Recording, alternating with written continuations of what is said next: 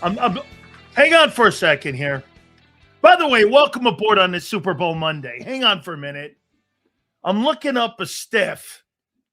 Let me see here. I'm looking up a stiff. Hang on. Give me 5 seconds. By the way, hit the like button. Super chats go to the top. I'm looking up a stiff. Okay, here it is. Chris Cooper, O-line coach, Vikings, will join the other stiff, Sean Mannion. The team up in Philly as the Eagles start to round out their coaching staff. Boy, like a sorority house. Chris Cooper, right? So I'm looking up a stiff here, and I got to get my stiffs right because, we could say that here on the Big Sill Show here. So I got to get my stiff right. I don't know what that thing was yesterday, but I'll tell you what, that was one of the worst Super Bowls I have ever watched. That was not compelling. Hell, the halftime show had more to it than the game itself. There was a better battle between Chris Rock and Bad Bunny than there was between the Seahawks and the Patriots. That thing was almost unwatchable. But because of the element of gambling, it kept you engaged in that thing. That was terrible. That was a terrible football game. The coin toss was the only thing that was close in that thing. They dominated them from start to finish. They started to get junkyards at the end, New England.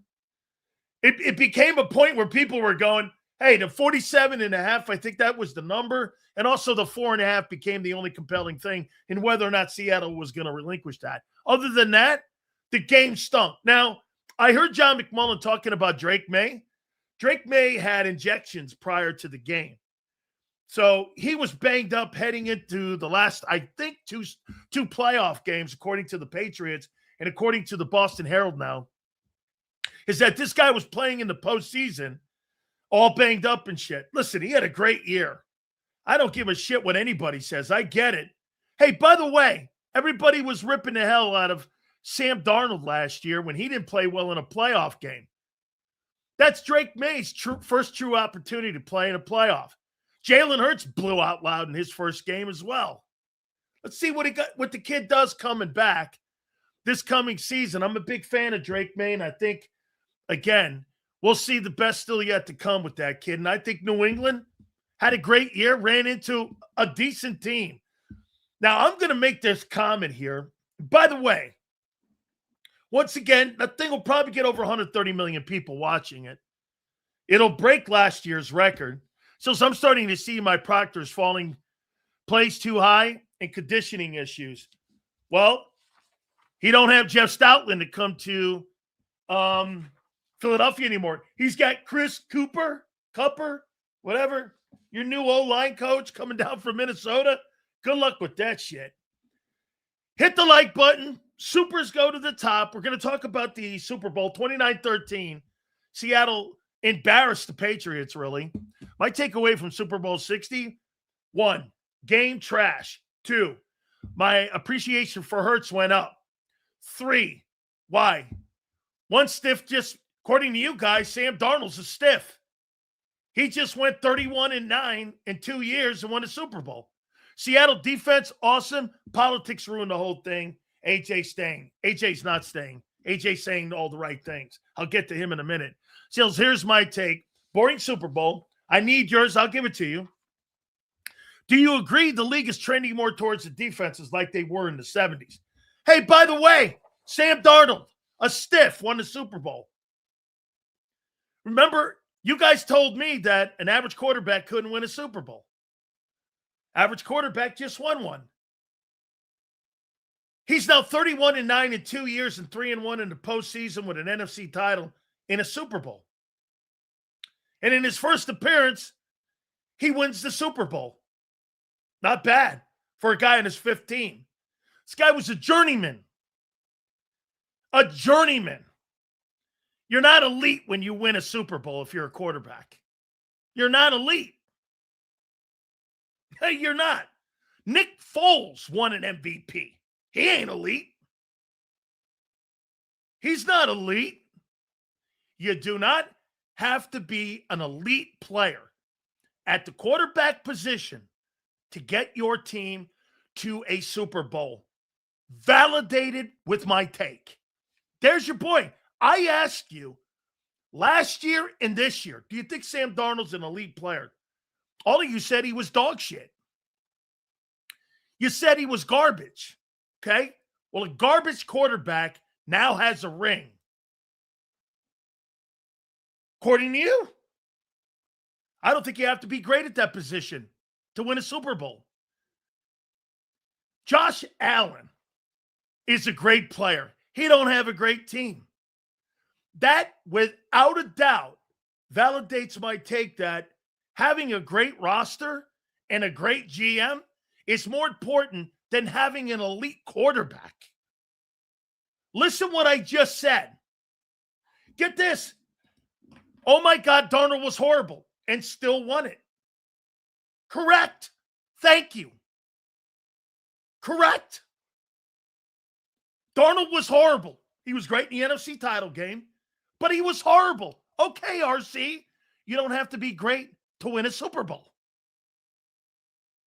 You don't have to be great to win a Super Bowl. RC3, I agree. Yes, sir. Sam Darnold was terrible, and they won it. And they won it. You don't have to be a elite player. Get this. Nick Foles is not elite. Had an elite moment. Had an elite moment. Exactly what we told you. You build your roster up. You can go with guys like Baker Mayfield, Mac Jones, Sam Darnold, Nick Foles. You can get to that game with those dudes. You don't need a $50 million a year quarterback.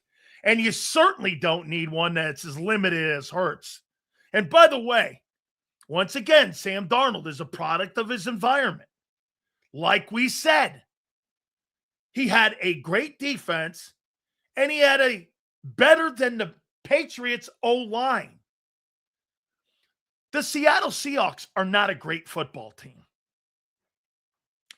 I would even go, here, let's get into it now. By the way, hit the like button. I would even say this to you. If I'm Howie Roseman, this comes down to what I told you guys.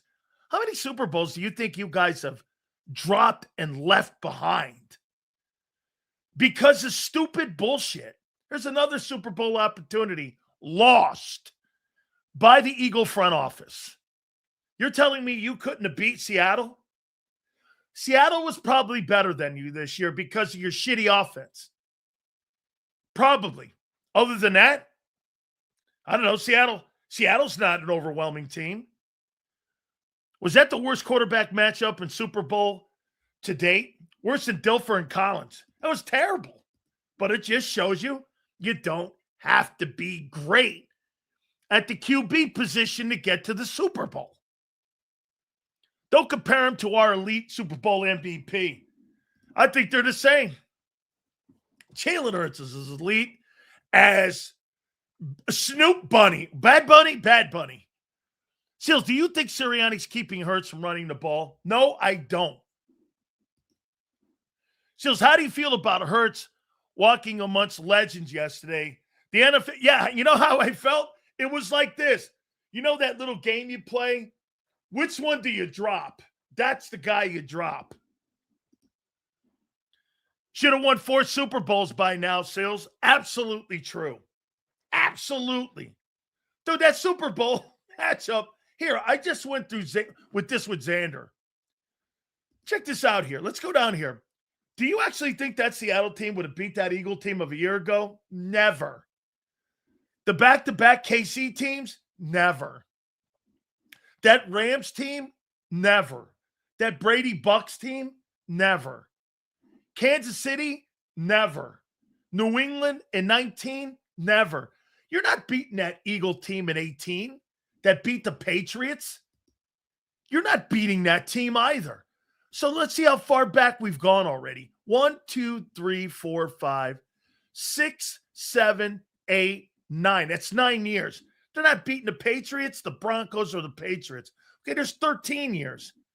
Are you beating that Seattle team with the Legion of Boom? No. You beating that Ravens team that played the Niners and Colin Kaepernick? Maybe. So you got to go back to 2013 before you could even think. I think that's one of the worst Super Bowl champions I've ever seen.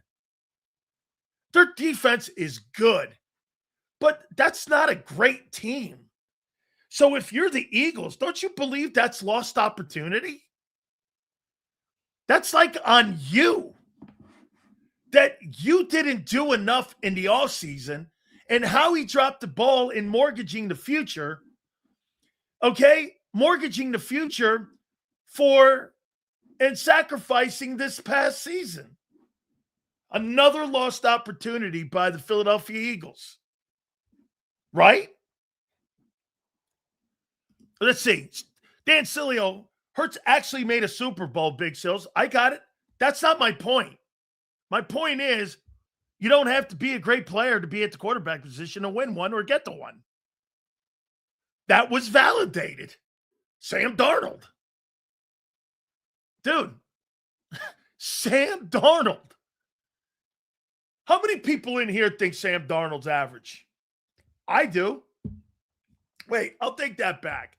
I think Sam's above average. I think he's a pretty decent player. What was the one thing that really turned the corner for the Seahawks? They didn't turn you want to hear this? The Seahawks didn't turn the ball over one time in all their playoff games. They didn't turn the ball over one time. That's what won it for him. I think he's average, okay? Slightly above average. There you go. Keep it coming. Sam's good. Okay, I agree. He's He's competent, resilient, not elite. Okay? Agreed. That's what I think of Jalen Hurts. I think exactly that comment. He's competent, he's resilient, but he's not elite. That's why I think of Hurts. I think of Jalen Hurts that way. You don't have to be elite. No. You missed the thing. I glazed Darnold's story because it was going to validate my take. RC3, you don't have to be elite. Christian Gonzalez was phenomenal. He should have won the MVP last night. Anthony Sills, how can the Eagles get Hurts to the elite level? You don't have to have an elite player to win. Troy Aikman was an elite. Troy Aikman is not an elite quarterback. He's got 3 rings because he had Emmett and Irvin and a great defense. Troy Aikman's not an elite player. He played on an elite team. John Elway's elite. Dan Marino's elite. Allen is an elite player. Burrow is an elite player. If you're not on an elite team, it was proven last night. Here, that Seahawks team is like the 22 Eagles, but they won. The offense was decent, good enough. They had a good running back in Walker who had 135 yards rushing. They had a great wide receiver who went down, and Cooper Kupp happened to be on the team, and they were elite on defense. They won the Super Bowl how you played in 22. The difference is you ran into Mahomes and Reed. They ran into Vrabel and Drake May. That was the difference. Jalen Hurts is not a bro. I don't have to say it anymore. I saw a quarterback win a Super Bowl last night, and my point is validated last night. Sam Darnold, you just said it. He's above average. I'm not debating this with the Jalenites. Seals, the object is not to make Hurts elite. Hurts needs to be creative, confident, efficient. Make Hurts the best Hurts he can be. Yeah. That's one thing they don't do, and that's one thing they haven't done this past year. They didn't make him the best. And I think this coaching staff that they assembled, he's a bunch of nobodies. Hey, they're going to take a big swing. No, have at it. Have at it. Have at it. I don't believe it. Hurts would rather work on. I don't think there's a problem working on your game. Brady won those Super Bowls not being elite. Who cares? I'll tell you one thing. Brady is Brady is the best, and he said it best, and he said it better than anybody. You know what made Tom Brady the best that ever played? Something Hurts will never have. His processing ability. He knew every single player's responsibility. He said it in a pregame. He knew what their techniques were. He knew what they were going to think, what they were going to do. Brady said 95% of the time I got to the line of scrimmage, I knew where I was going with the ball. I knew it. His processing is what makes him elite. He said that was his secret sauce. Hurts can't read a defense. That's what his problem is. Hurts is all athleticism. Something Brady will never have. Hey, they just win games differently. Tom Brady never had an elite offense in his entire time in New England. Ever. Ever. He had one elite player, and that was Gronkowski. The rest of them were not elite when he won those Super Bowls in New England. Never had an elite guy. Who? Never had an elite player. Exactly, Seals. That's why I said a second-year Tom Brady's totally different than a second-year Drake May. The elite conversation is just a popularity contest. Hurts will never get that favor no matter what he accomplishes. Okay? It's not. Dude, I told you, Jalen Hurts' resume is absolutely, it's a great resume. If he never plays again, he was a complete success. Can't read a defense? Ask him to operate a West Coast offense. Recipe for disaster. Completely true. Never won a Super Bowl with Randy Moss.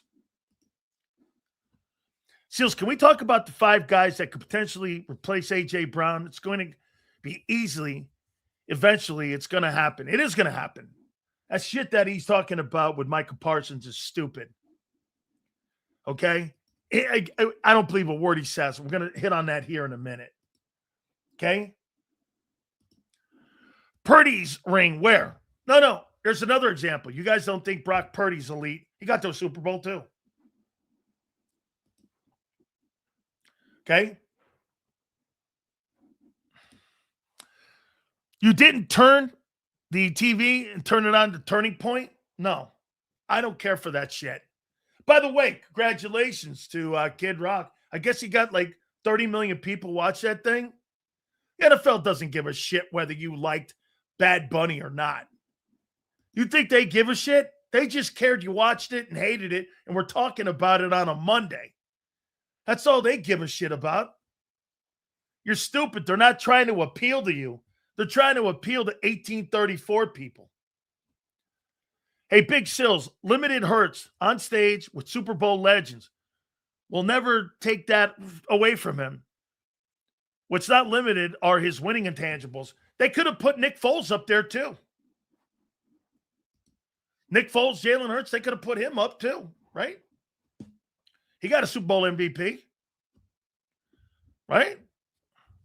Niners signed the wrong quarterback. We should have given Purdy the contract. We're better off keeping Darnold at a cheap price. You got Mac Jones. Did you see what the 49ers said today? 49ers go like this. We're not trading him.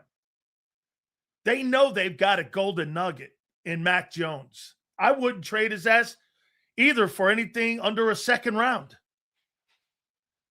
After Fernando Mendoza coming out of college, the quarterback class is garbage. Mac Jones is worth at least a 2 now. Do you understand what happened last night for Mac Jones? Sam Darnold made him richer because they're going to look at Mac Jones as the next Sam Darnold. Sam Darnold made Mac Jones a ton of money last night. That guy makes $33 million. Mac Jones went into the 49er year this year, and Mac Jones played better than Purdy did. He's going to get a big-time deal somewhere. And somebody's going to take him if they have a good organization, and they're going to duplicate what they're doing in Tampa with Mayfield and what they did in Seattle with Darnold. If I were the Raiders and I would Clint Kubiak, I would try to get Mac Jones in there. I would do everything in my power if I was a football team like Minnesota to go trade for Mac Jones. Here's a second rounder.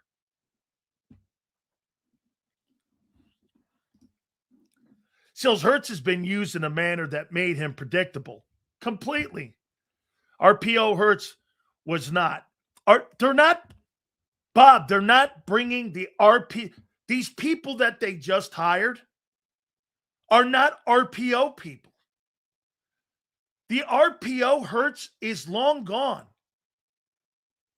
That's ancient history now. It's like ancient Egypt. That version of Jalen Hurts is gone. The dudes that they hired right now for that coaching staff are nowhere near RPO people. Nobody that they've hired has ever coached an RPO guy. Not one. Okay? Not one. And the guy they have in the building, that's his skill set. They're going to try to recreate and to try to change Jalen Hurts. I don't believe it. Because they haven't in 6 years going on 7. All of a sudden, he's not going to turn into a pocket passer and start winning games. So all the things that got him fired at Alabama and all the things that made him a turnover machine in 23 and the start of 24, you're going back to. No problem. I want to see it. I don't believe it. He may make me look like the biggest tool on the planet. I haven't seen it yet. And when they did throw the ball, he turned the ball over at an iconic rate. Can't run RPO in the league anymore. Too strict on illegal man downfield penalties. I do think that that's part of it, why they got away from that. I do.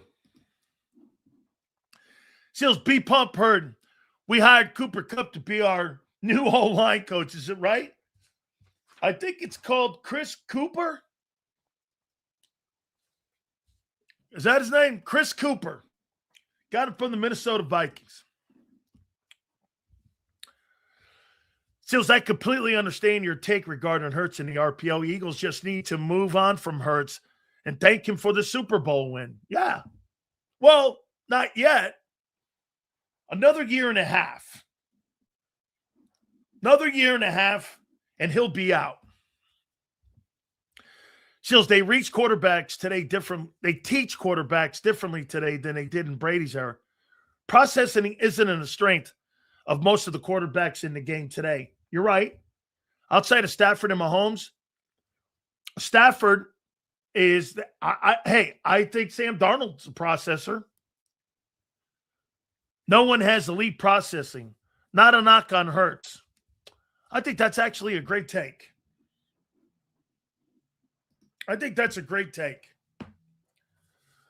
Drake May just had one of the worst quarterback performances ever. Should the Pats move on? Why? He's 23 years old. I mean, in his second year, he got to the Super Bowl, and he's 23. Why? He had shoulder injuries. He took cortisone shots before the game. He had a phenomenal season. He had a bad ball game. He didn't have a bad year. You're making it sound like 6 months were shitty football. He had 60 minutes of bad football. Not moving on from 60 minutes. Sam Darnold sucked last year. He was in the league 5 years. Now he's a Super Bowl champion. Guy stinks, that's why. Oh, yeah, okay. Let me ask you something here. Hold on here. Where's that guy? Guy stinks. Then why did Hurts get his entire coaching staff on offense fired? How come they fired their entire offensive coaching staff? O-line coach, pass game coordinator, quarterback coach, and O-line coach. Why did they fire everybody? Why did they fire the entire offensive coaching staff? Anybody? Why did they fire the entire offensive coaching staff? Why? The entire staff. Every single offensive coach from the coordinator down, they fired. Why? Wasn't just the OC. They fired everybody. Why? Okay? Hook me up. Why did you guys fire all of them? Okay? Why did they fire the entire staff? That same staff won a Super Bowl prior. By the way, they changed the coordinator. Everybody was brought back. People tired of working with knee pad Nick. Says, you see the legendary Steve Young cropped Hurts out of that Twitter pic? My goodness, what a G. Wait a minute, I didn't see that. Did he really? Hold on for a minute. Wait a minute here. Corporate B. Did Steve Young put that on his Twitter? Let me see. Steve Young. Let me go to Steve. I got to ask Steve. Let me see here. Let me see if he cropped that picture out of. He did. Look at this. Oh, my God. There's Eli, there's Steve, there's Joe, there's Jerry, there's Emmett, there's Tom, there's Peyton, there's Lynn Swan. And I think that's Hurts. Oh, my God. I'm not lying. I'm looking at it right now. I think it's a half a face of Hurts. Yeah, I think it's a half a face. Oh, my God. Who's the one guy I want to crop out? Him. Oh, my God. Hey, Paul. Good pull. I'm lying? I'm looking at it. Steve Young. That's Steve Young, quarterback. I think that's Jalen. There's Lynn Swan. There's Peyton. There's Brady. There's Emmett. There's old Steve. There's Jerry Rice. There's Montana. And there's Eli. Yeah. Oh, man. Yeah. Oh, man. Good job there. All right, let's get into the other topics here. Wait a second. Why are you getting mad at me? I didn't crop the picture. Steve Young did. Don't get mad at me. Look at that. Right there, all them guys wearing them jackets, man. Those jackets are dope. Yep. And it says this, too many goats in this picture. 1, 2, 3, 4, 5, 6, 7. There's 8.5 goats. Oh, my God. Yeah. Man, he cropped that picture right there, dog. Shit. All right, listen, the Super Bowl stunk. Seattle's not that great a team. I don't believe that's a great team. That's a lost opportunity by Philly. Okay. You're telling me you really believe that team was that much better. Then again, you couldn't beat San Francisco. So I don't know. I guess we're just going more by the roster again. Here we go with the roster. Seals, you said Elway was elite, but I heard Mike North say Elway wasn't elite. John Elway was elite, dude. He's one of the greatest quarterbacks in the history of pro football. Okay? Can a run game make a quarterback elite? Yeah, Troy Aikman. David, do you think Troy Aikman was elite? He had Emmitt Smith.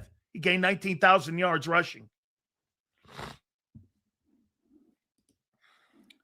So it's the half of Hurts that runs that belongs in the picture. There you go.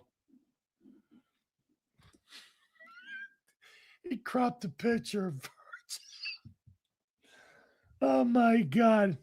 He's the reason Ben Roethlisberger wore 7. Damn, Steve. Why would you crop Jalen out? Let me see. Peyton Manning, Tom Brady, Emmitt Smith, Lynn Swann, Steve Young, Joe Montana, Jerry Rice, and Eli, and Hurts. Okay. Oh. Still evaluate Vrabel's coaching performance. I think he wanted to try to make it a fourth quarter football game. See, John wants people to throw the football in the first quarter to try to go win the game. Mike Vrabel knew he was completely outmatched heading into that game. Going into halftime, was the game close? Yes. He wanted it to be a fourth quarter game. You can't get in a shootout with Seattle if you're New England. They couldn't afford that. They wanted to try to make it a last possession game. There's strategy in that too. Going and try to win it, that thing would have been 60-10. To me, at least, Vrabel was trying to win the ball game in the fourth quarter. The game was close for a while. The defense held up. May put the ball on the carpet, then the interception. Those were the two plays that put the game out of reach. The game was manageable for pretty much around 3 quarters. He had the game. He was keeping it close. Then the turnovers, it sunk the team. The fumble and the interception. That's correct. That game should have been 21-0 at halftime. I listen. I get where Mike was coaching from. Mike knew he was outmanned. That offensive line for the Patriots, it was clearly the kryptonite. They were not very good. Milton Williams was spectacular. I think in 2 Super Bowls, he's got 3.5 sacks now. Jesus Christ, he was great last night. Did anyone see Diggs celebrate at first down? 20 with 2 minutes left. The guy's a dope. Edelman was postseason elite.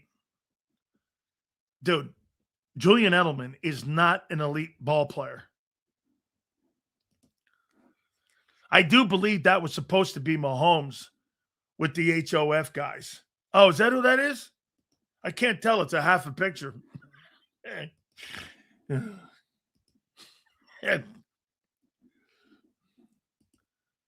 Vrabel was awful. Just like maybe, come on. Dude, they were the game was close for 3 quarters, 2.5 quarters. Okay? Remind me of the earlier Seattle game against the 49ers. Seattle choked up the red zone, last game of the regular season. Also, was the only clown wearing shades in the Hall of Fame pics. Like everyone didn't have their shades on, bro. That's all right. Did Milton Williams play last night, Sills? Let me see. Let me see what his numbers were last night. I thought Milton Williams was great in the game. I was actually keeping an eye on that. I thought he was spectacular last night. I thought he was kicking the living shit out of the Seattle Seahawks. I thought he was kicking the shit out of the Seahawks last night. Let's see what Milton Williams did last night. Milton Williams had a sack, 3 tackles for loss, had 4 tackles in the game. He's now with 3.5 sacks in 2 Super Bowls. I don't know about you. 2 TFLs, a sack, 5 tackles in a ball game. I don't know. I thought Milton played great.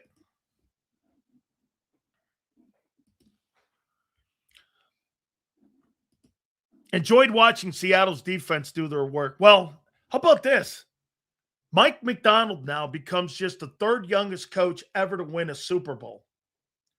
He was the coach in Baltimore when Baltimore had that elite defense about 3 years ago. And when he left, there's no question that that was a massive loss. And if Baltimore had to do that all over again, I bet you $1 million that the owner of the Ravens would want to have Mike McDonald back, because no question, when he left and he went to Seattle, it was the unwinding of the defense at Baltimore. Why Carter didn't play better than Milton? I don't know. Jalen Carter didn't play that. He didn't play a better season than Milton Williams this year. Milton haters can eat a you-know-what. Y'all wish he was here. Get this. How many people thought Milton Williams kicked the shit out of people last night? Hey, Tricks. Milton Williams had a better year than Jalen Carter. And by the way, Milton Williams was on a trading block.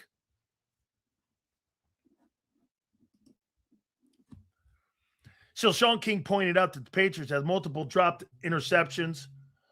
There was about 7 throws he had that he should have had to make, 4 to be exact. Do you think if we actually made those plays on defense at the game, the game would have been a little different? I think there were 7 throws in the ball game. That's what people were saying. Yeah, hey, listen, don't listen to people that are haters because the guy left and took more money. The Philadelphia Eagle fans that are saying that Milton Williams played bad in that game, they don't want to accept the fact that Milton Williams played better than Jordan Davis and Jalen Carter this year. That's a fact. Seattle's defense was not only great last night, but very powerful too. New England just couldn't block Seattle's front. They couldn't block the front 7 for sure. Okay? Just join. What are your thoughts on our new line coach, Chris Cooper? Not a bad group up in Minnesota. That's a pretty good offensive line. The quarterback play last year was just terrible. The year before that, I thought the O-line was better. Look, he's a young guy. He's not Jeff Stoutland. He's making a name. Here, let's do this. Let me look at his resume because I don't really know him. Obviously, this is not Jeff Stoutland. So here's his jobs. Another guy with limited experience. Columbine High School, offensive line coach. Okay. Started in high school. He was a quality control coach in 16 under Chris Forrester. That's a good thing. Chris Forrester is one of the best offensive line coaches in football. So that's not a bad quality control. He became the assistant O-line coach in 17 and 18 in Miami. Bronco assistant line. He's never really had a job until Minnesota. Now, he was there from 22, 23, 24, 4 years. That's not bad. And now he's been an O-line coach for 4 years in the NFL. That's not bad. Former player himself, played from 06 to 13. Now I know who he is. He played his ball, I believe, with Carson Wentz or at Carson Wentz's school.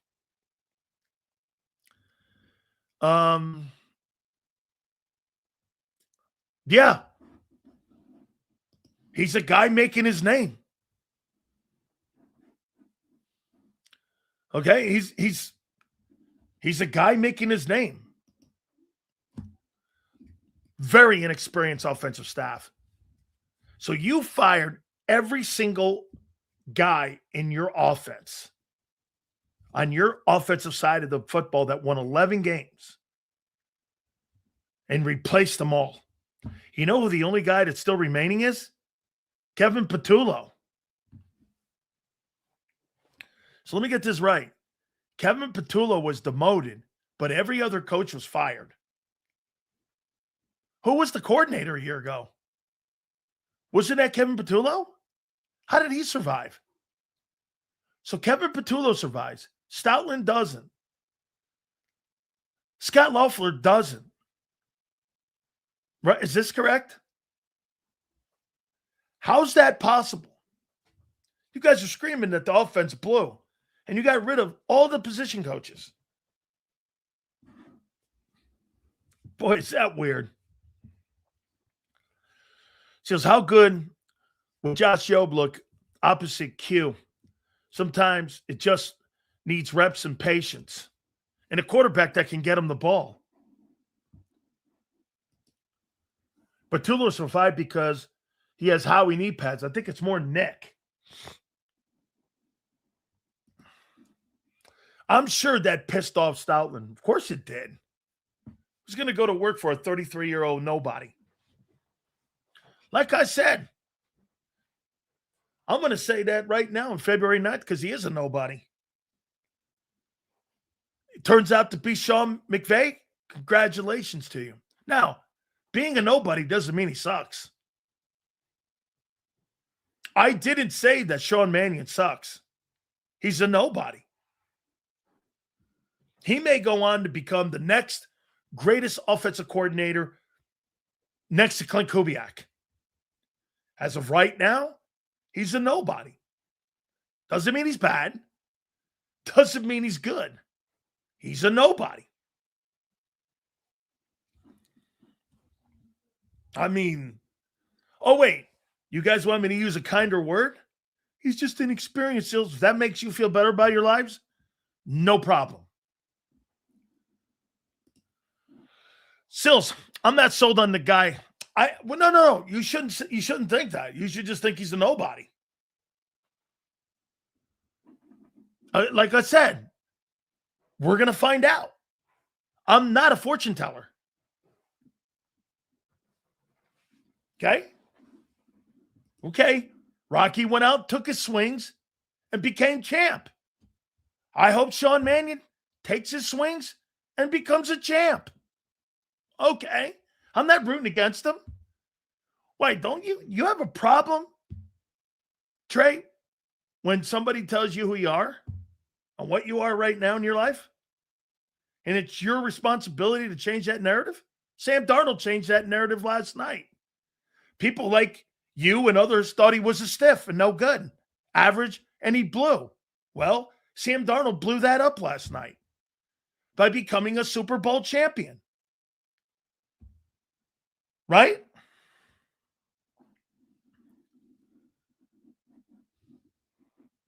I actually like that picture. Trey Daniel Sileo. I like that. That's why I ran 4.8. How you doing? Yeah. 5 field goals. I wish the Bengals ownership had some balls and employed a real GM with scouts and sign that and trade Hendrickson with a couple of picks for Max Crosby, but I know reality. Bengals are not doing any of that, and you know that. Duke Tobin's a pretty good general manager. He's just limited in what he could spend. All right? Everyone knows Duke Tobin's a good personnel guy. He's a good person. The GM they have in Cincinnati is a pretty good talent evaluator. When those guys become really good football players, the problem that you get when you're a Cincinnati Bengal is you're like Jesse Bates. When your money comes up, they move you. Let's see here. You ran a 4.8? Where? Grab some cannolis?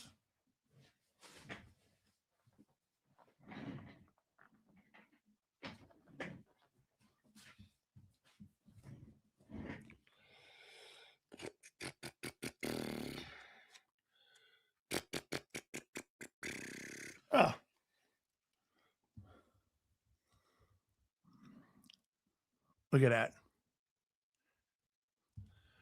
Fifth-year senior who made an immediate impact on the Hurricane defense last year and by season's end had surfaced as one of the most productive down linemen in the country, has all the physical tools to be considered the nation's premier defensive tackle.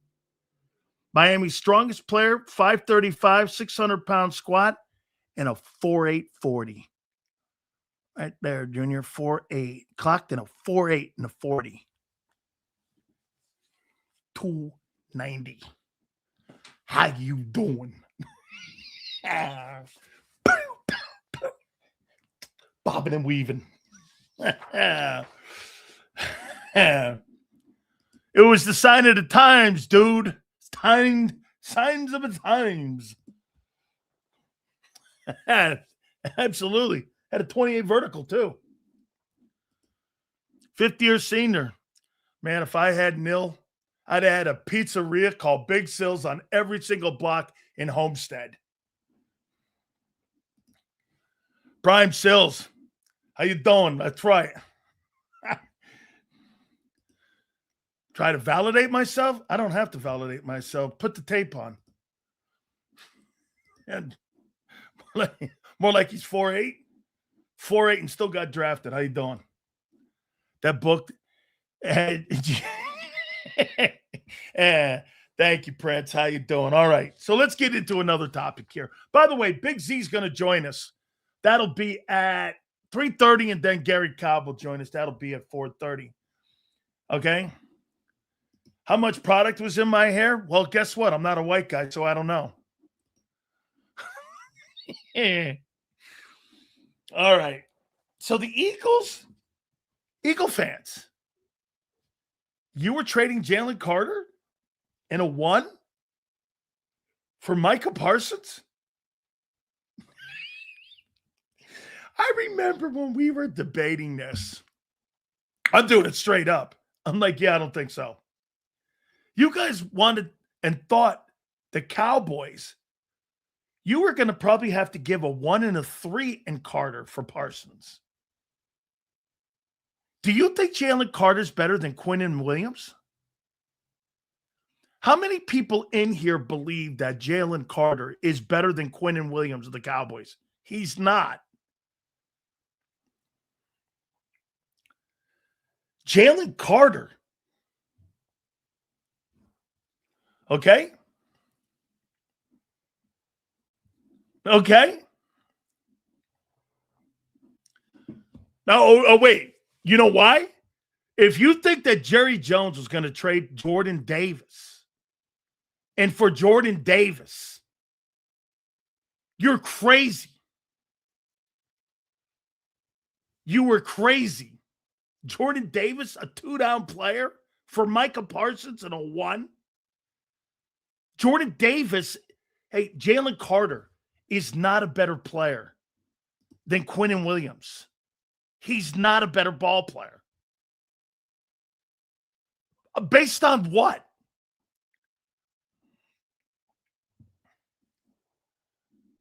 Based on what? Okay? Based on what? Jordan Davis, a 2-down guy, was going to go to Dallas? Dude. And by the way, you know who's also got a big 2026 season coming up? Jalen Carter.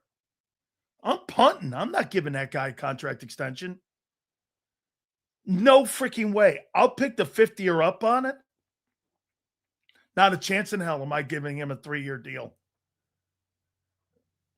And quite frankly, if I'm Jalen Carter, I don't want one either. You know why?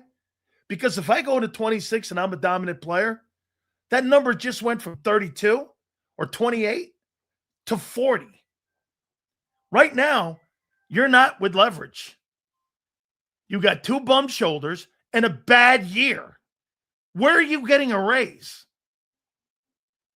Where in God's name, if you're Drew Rosenhaus, do you think Jalen Carter gets a raise? Based on what? Potential? You guys tried that shit with Cam Jurgens. How'd that work? How'd that work? Okay, how did that work out? You want that deal back, don't you? Shit, I'm going to take that money. By the way, the 2025 offseason has turned out to be a train wreck a little bit for Howie. Here's why. All that money you kept telling people that you were going to use to sign Nolan Smith, you're not signing him now. You're probably not signing Reed Blankenship. You're going to try to sign Jalen Phillips, but I doubt you're going to get the money up for. And I don't know if he's worth 22, 23 million bucks. I don't know that. He's got history of injuries as well. And Carter underperformed. Carter, get this. Carter has largely proven based on what? One decent year? The 2023 season, folks, he shit the bed down the bench, down the road when the defense was getting run over. And he was part of that defensive line that was getting annihilated at 148 yards a game. Then in 2024, he played great with Milton Williams and Josh Sweat on that D-line. Those guys were taken off that line. He was mediocre last year. You're going to pay a guy $30 million based off of 1 year? Bullshit. Here we go, what? You tell me I'm wrong. Are you kidding me? You really think you're going to pay a guy $30 million based on a year of 2 years ago? Really? Good luck to you. Good luck. How good do you think he played in the 49er playoff game, Jason? Jason, how good do you think he played in the 49er game? In the playoff game, how good do you think he played? In a playoff game that mattered. How good, Jason? How good did he play? How good did he play in the second half of the season? You're talking about the whole season? Well, I don't think he played well last year. Oh, well, he made the Pro Bowl. So did Cam Jurgensen. He stunk. Jalen Carter. Jalen Carter's not a $30 million a year guy. He's got $30 million ability. Potential. You're using the word potential again. Okay?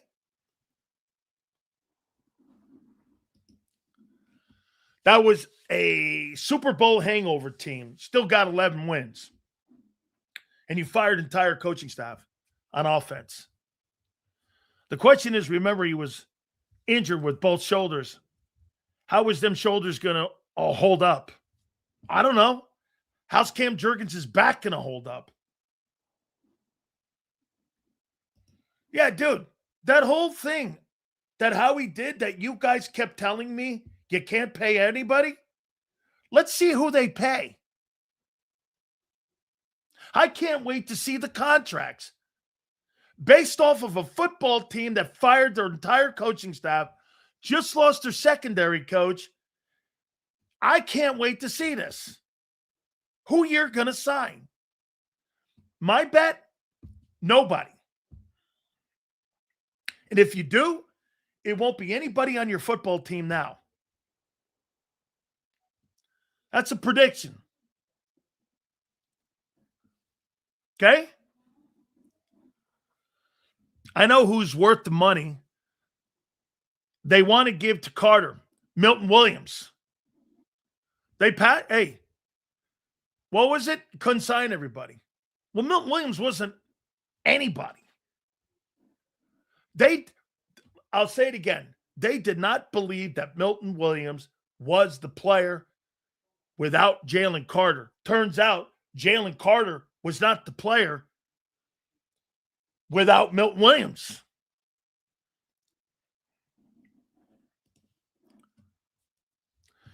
Parsons with Davis and Ajomo would be nice. It'd be the best front seven in football. With Jalix Hunt, I think Jalix Hunt has more impact potential than Moro Jomo. If I'm going to, I would go Moro. Moro Jomo is a fine ball player, but Hunt, I think, is going to be the guy. Okay? Yes, that was an overreaction, Sills, but the O was very predictable and easy to figure out. I happen to agree with this. You know, John McMullen is a gigantic Micah Parsons fan. Funny, Dallas's defense got better without him. They beat you. And they came back from 21 down. I mean, when they put Quinnen Williams in the middle, it changed the game.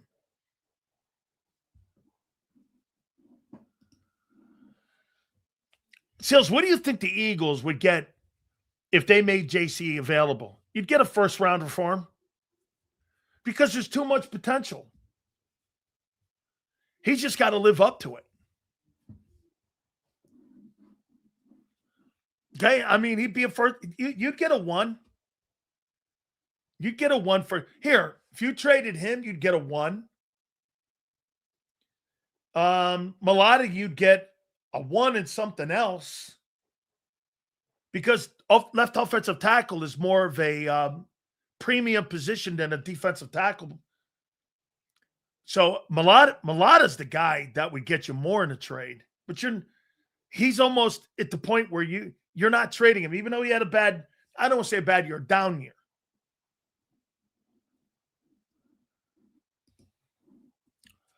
Hurts needs to start playing better at the beginning of the season. He plays better as games go on. Now this year, he has to put it all together. Yeah, can't have spotty games. Quinnen Williams dominated the Eagles line. He's throwing around Cam Jerkins and Landon Dickerson like they weren't standing in front of him. He dominated them and kicked the shit out of them. And the Cowboys, their offensive line, they handled Carter in both games, even in the opener. Oh, that's right. I forgot. He didn't play in the opener because he spit on people. My paying Davis. What am I paying him?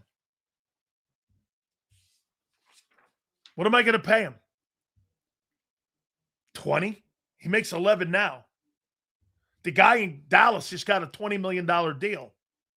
You're going to pay Jordan Davis $20 million? And the other guy 30? Well, you ain't signing Phillips then. That's your plans. Okay, 20. So your 2 DTs, you're going to pay $50 million to.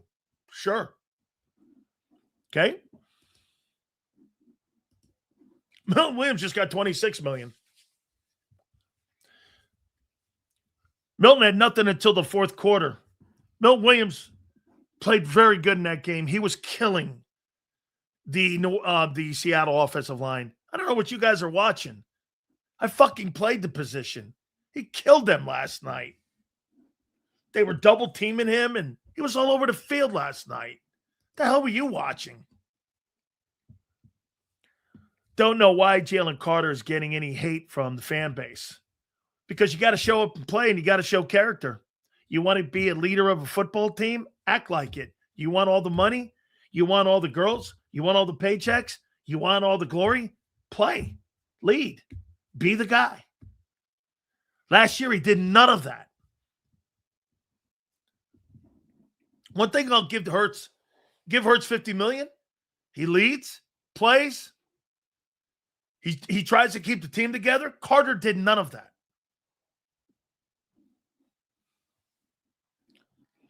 Yeah, bro. That you don't like him because he doesn't play for you anymore. That's why you don't like him. Guys like this, they're lying.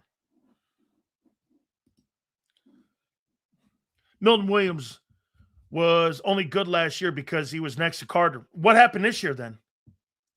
He dominated. Almost every game he was in this year, he dominated. Oh, then, hey, Paul, if that's the case, how come Carter didn't dominate this year? How come? What happened to Carter then? He didn't dominate. Oh, I know. He's hurt. Is that right? Yeah. Injections. The shoulder. That's a new one. I'm not trading Carter. I want him to play better. I'm not trading him.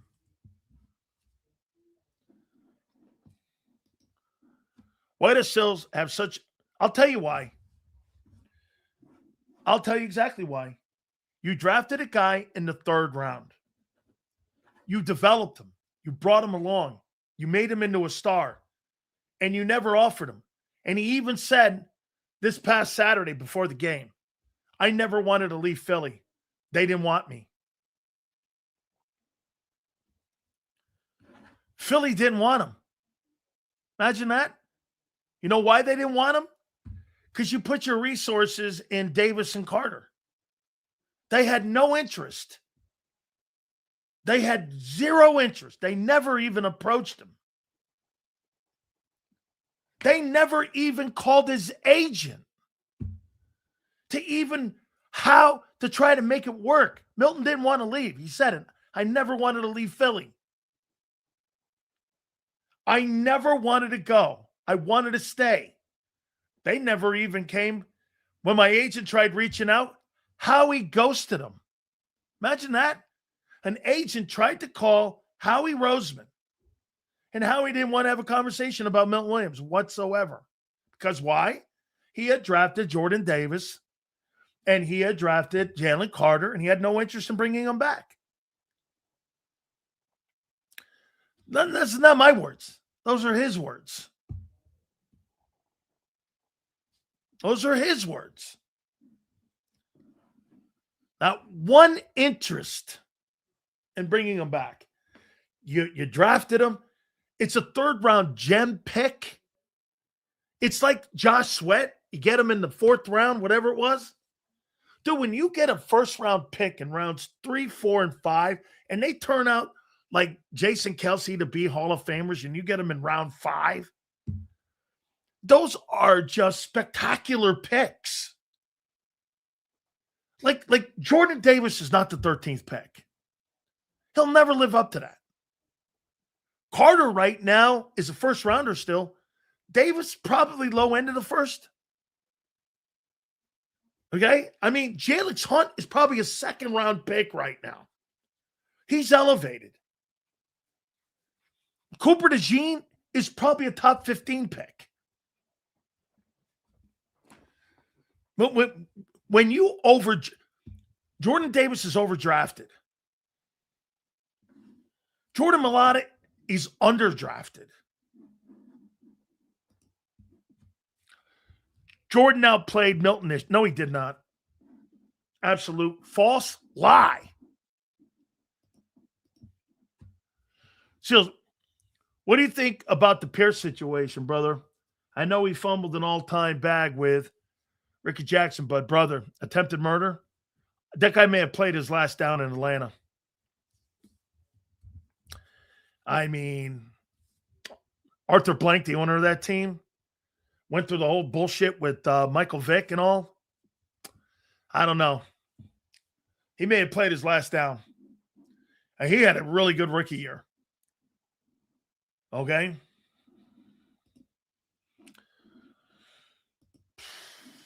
Y'all fans saying, I mean, I get it, yeah.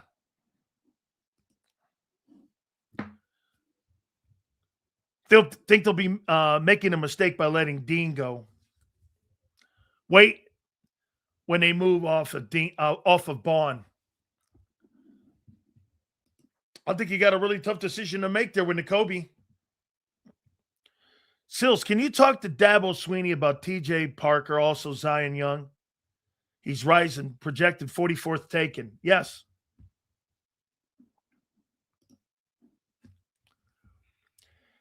How do you put a hurt player, bro? If you think that Jordan Davis is a better ball player right now than Milton Williams, we'll agree to disagree. Not one person that has any common sense would say that. Somehow, some way, If they could keep Dean, I would, but not at a high price. I'm not paying Nakobe Dean. I'll pay Nakobe Dean $7 million, something like that, to keep him in the building, and then maybe give him an escalator. But to give that guy north of $10 million, he missed half his career in the last 3 years. Last 3 years, he's played 51 ball games that were available. He missed 24. You're going to give that guy $10 million when a guy misses half the week of work?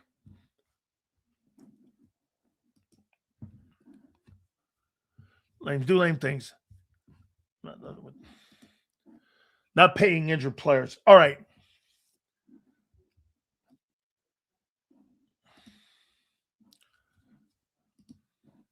So let's check out the cornerback from Georgia. Again, I don't know if they're going to go high in the first 3 rounds at a corner position. They have been dying to find out the other corner and who that guy is. They may just go in free agency and get Jamel Dean from the Bucs and bring him up for $7 million. I would do that. And put a free agent on the other side of Q and draft a guy in the 3rd and 4th and see if you can find a guy later and get lucky.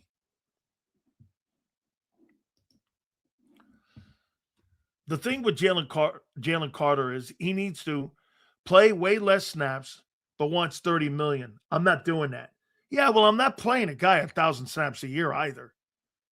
That's because they're not deep. I can't tell you how many times I had conversations, I think with Xander and pretty much everybody. They're not deep at DT. They're not deep. They lose one guy, they're not deep there. They're just not deep. My buddy thinks Eli Manning's a lock for the Hall of Fame. After watching your show, I told him he's not. He's not going over Roethlisberger next year. Roethlisberger has 2 rings, never lost and never had a losing season. I guarantee you, Eli Manning's not going in over Big Ben next year. It's going to be a while. And then after that, you got Brady. And you're going to wait again. And with the current process the way it is, that these guys only get 3 votes, Eli may be waiting a while. Remember, guys, I told you this kid Witherspoon, when we were talking about the draft, I told you that this guy was going to be a superstar. The kid Gonzalez on the other side was a player. Remember, Witherspoon played at Illinois with Sidney Brown. And he was a Lovie Smith guy. And he was recruited by Lovie Smith to play at Illinois. And he is a fabulous ball player. You knew Witherspoon was special from the get-go. I remember him having a big game with interceptions and runbacks. I said it from day one. The kid Witherspoon was going to be a spectacular ball player. You can see it, especially when you got a guy like Lovie that is recruiting him and Lovie Smith developed that guy. Okay? Developed him. Stills, our first 2 picks should be OT and interior O-line. Depends on what you do with Jalen Carter. Right now, I need to know what Lane's doing. Is Lane retiring? Okay, is Lane retiring? Because if he's not, and nobody falls to me down where you guys are at 23, if there's not a quality pick there, I'm going best player available. Do you guys understand something here? In this draft, I want to show you something. Then we'll move on to the next topic. 2026 NFL draft. Let me show you something here. Okay. Mendoza, Reese, Magoa, Bain, Tate, Fano, Downs, Love, Bailey, McCoy, DB, Tennessee, Styles at Ohio State,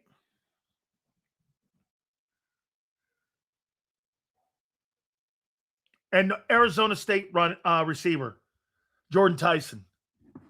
There's 14 first-rounders in this draft. The rest of them are anywhere from 2 to 3, and they're all the same. I think he's good. I don't believe he's elite. Okay? I just don't. I don't think he's an elite ball player.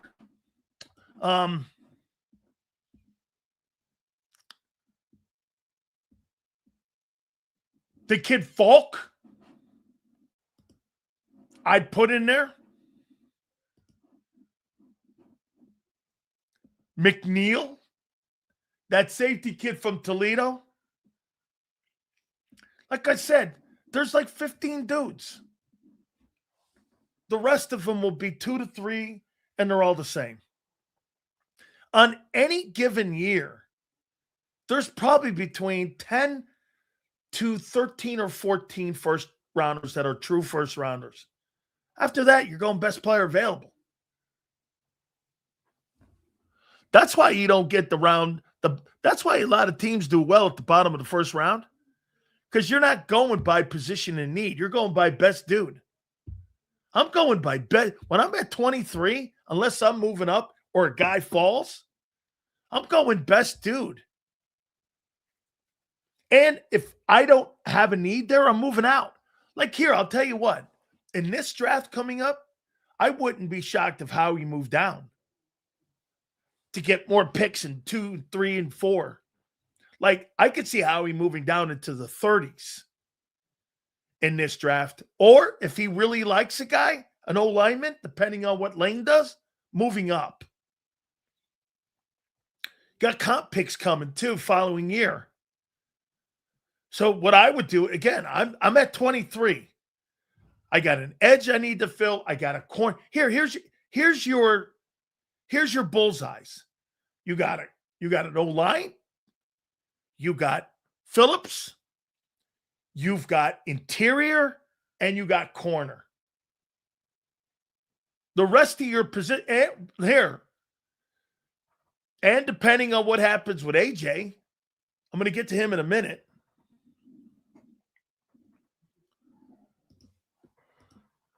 I don't think Howie will sit back like that. I could see us packaging a dude and the number 1 in an attempt to move up to get an O-lineman. It's all going to go and be on the cusp of what the quarterbacks and what anybody overrates. What the Eagles got to pray for is that somebody drafts one of those stiff quarterbacks or 2 of them, and the draft falls. When you sit at 23 or you're 15 like Tampa or any of those other, you got to pray stiff quarterbacks get drafted. And there's not enough stiff quarterbacks to go into this draft and go first round pick. So the good players are going to go high in this draft. So, I mean, here's what I would say to Reyes. If you're sitting at 23 and there's 7 players that you have a same grade on, I'm trading down. Get more picks, and get the same dude I want. Remember something. It's not, guys, do me a favor. This is not about the guy's name on the back of the jersey. This is more about what do the grades say. If you've got an 86.5 on 3 dudes, you go into your meetings with your edge and your D coordinator and you go, what do you think? Then you go in with the new OC and the new O-line coach and go, well, what are we going to do here? By the way, Lane Johnson being coached by this guy, this Chris Cooper guy, no way. No way is Lane Johnson coming back. No way. Why? He knows more than the O-line coach. What can he possibly do to make Lane Johnson better? Name me one thing. Not get in his way? Okay, maybe. What in God's name would that guy? Do you understand when you bring in young coaches like that, you're expecting personnel changeover as well. I think the two dudes that are gone on your offense because of this coaching staff being assembled the way it is, I think AJ and Lane are gone. And Goddard, they're gone. Those three dudes are gone. It would be really hard for me to believe they're back. The entire offensive coaching staff is gone. It's gone. Do you actually think that you don't think there's personnel changes coming? That those guys are going to come back? Fucking crazy. That's crazy. It's kind of a small rebuild.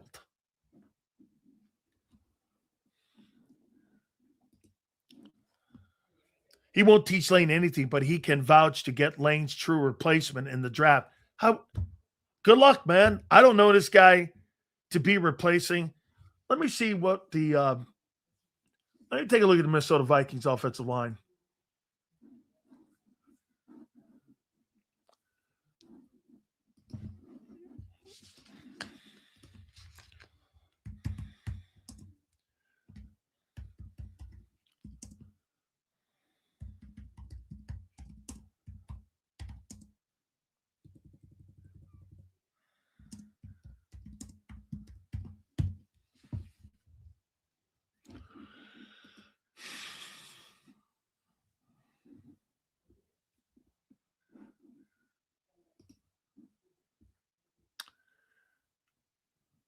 Broncos, Colts, Bears.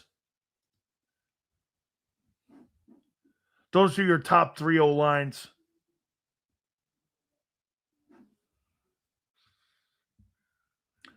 They are pretty expensive O-line. Heading into the year, the Vikings were considered, along with the Eagles, exceptional, but that fell off, obviously. I would put the job that he did a year ago. I think the Vikings were like top 20. Now the quarterback stunk and the play of the quarterback stunk, but I'd say they're like in the 20s.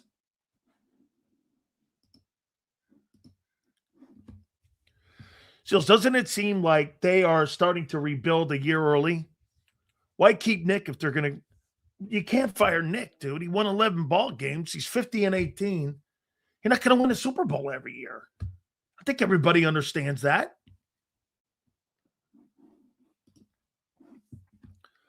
Dallas Cowboys, every draft pick wants to be on the Cowboys, don't want to be on the Eagles. Dallas will win the division. Listen, not every player wants to be a Dallas Cowboy. Every player wants to go to an organization that's going to give them a chance. Playing because it's the Dallas Cowboys. It's like going to the Lakers now. Do you want to win? Or do you want to sell the star to me? I don't want you to sell the star to me. I want you to sell winning to me. I want to win football games. You know, I want to get paid for winning. I want to get paid for having good coaches around me. Dallas Cowboys. That thing's a thing of the past, dude. The helmet is shinier than being a player on that team. You go nowhere being a Cowboy. Now, if you're talking about being a TV and you're talking about people knowing your name, sure. It's like being in a reality TV show. You want to be a football player, you don't go to Dallas. I mean, you want to win games, be a football player, you don't go to Dallas. You go somewhere else.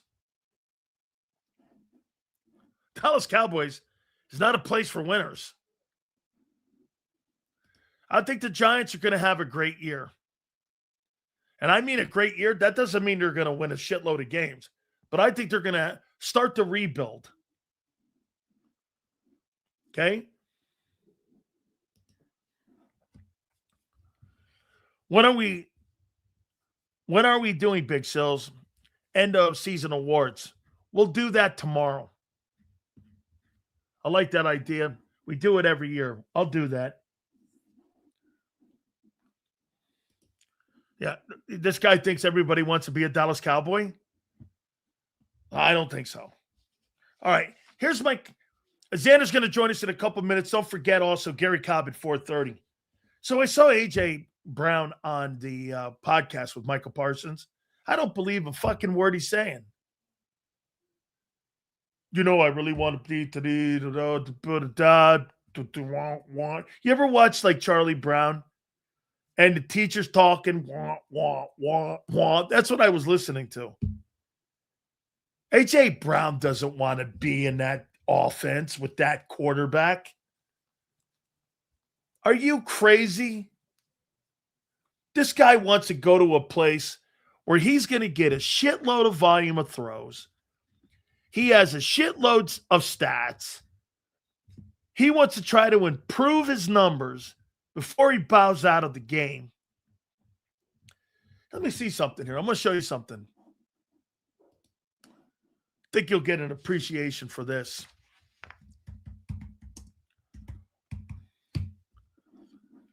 So, okay. How many years? He's got 9 years. 3, 6, 9. He's got 59. How many? Okay. Let me go.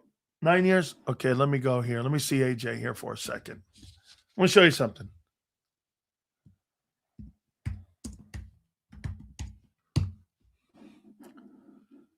Let's see AJ Brown.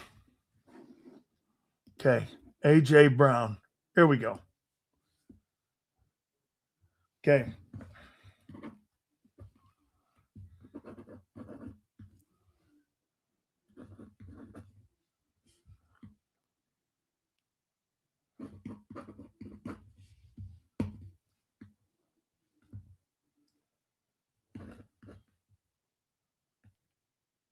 Okay. So A.J. Brown right now in 7 years, and with that offense being the way it is, A.J. Brown in 7 years of his NFL career is 524 catches for 8,029, which ranks him about 70th. He may be in the 80s. He's got 56 TDs. Cooper Kupp has played 2 more years. He's got 690 catches with 8,400 yards and 60 touchdowns. Difference is he's got 2 Super Bowls and 1 Super Bowl MVP. Cooper Kupp gets about 1,700 yards or 2,700 more yards, and he gets to 10,000, 11,000 receiving yards. Cooper Kupp's going to Hall of Fame. AJ's not. AJ's not. He's not going to Hall of Fame in that offense. Cooper Kupp has a shot. He had 6 catches last night for 61 yards in the ball game last night. Kupp won his second ring last night. Ring, and let me see here. Get this. Hey, how many people believe this guy? AJ doesn't care about stats. How many people believe this in what Brian's saying? That AJ doesn't believe in stats.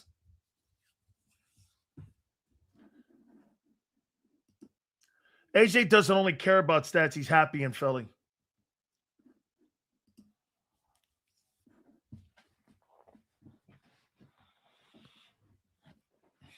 Nobody believes what that guy just did. Of course he believes in numbers. That's why he's bitching. He was bitching when he won the Super Bowl. Okay, here's something else. I'm going to show you this one, this last one here. Okay. All-time leading wide receiver.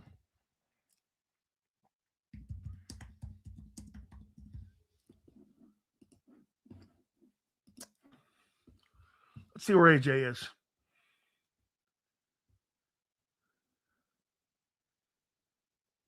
AJ Brown's 118th in receiving yards. DJ Moore, Robert Woods, Cooper Kupp, Justin Jefferson, Adam Thielen, Tyler Lockett, Brandon Cooks. Does Brandon Cooks has that many? Wow. I didn't realize he's played 12 years. But he's got more receiving yards. He's going to get to 10,000 receiving yards maybe. AJ will need 4 more years. And in that offense, no way. He's 118th in receiving yards right now. Let me see if there's anybody in the 100s who hasn't played in this era that's in the Hall of Fame. Let's see. A.J. Brown. Yeah, Jackie Smith played from 1963 to 78, has 7,900 yards. Ozzie Newsome played from 78 to 1990. George Kittle has as many receiving yards. But he's a tight end. He has no shot at getting in the Hall of Fame. She says, do you think Howie can afford AJ's cap hit? Well, no, here's the deal. If you're going to get rid of him, you got to do it post June 1. But if you post it, you got to carry that number all the way until June 1, which gives you very little latitude to move. Who else has 5 straight years of 1,000 receiving? Mike Evans had 11.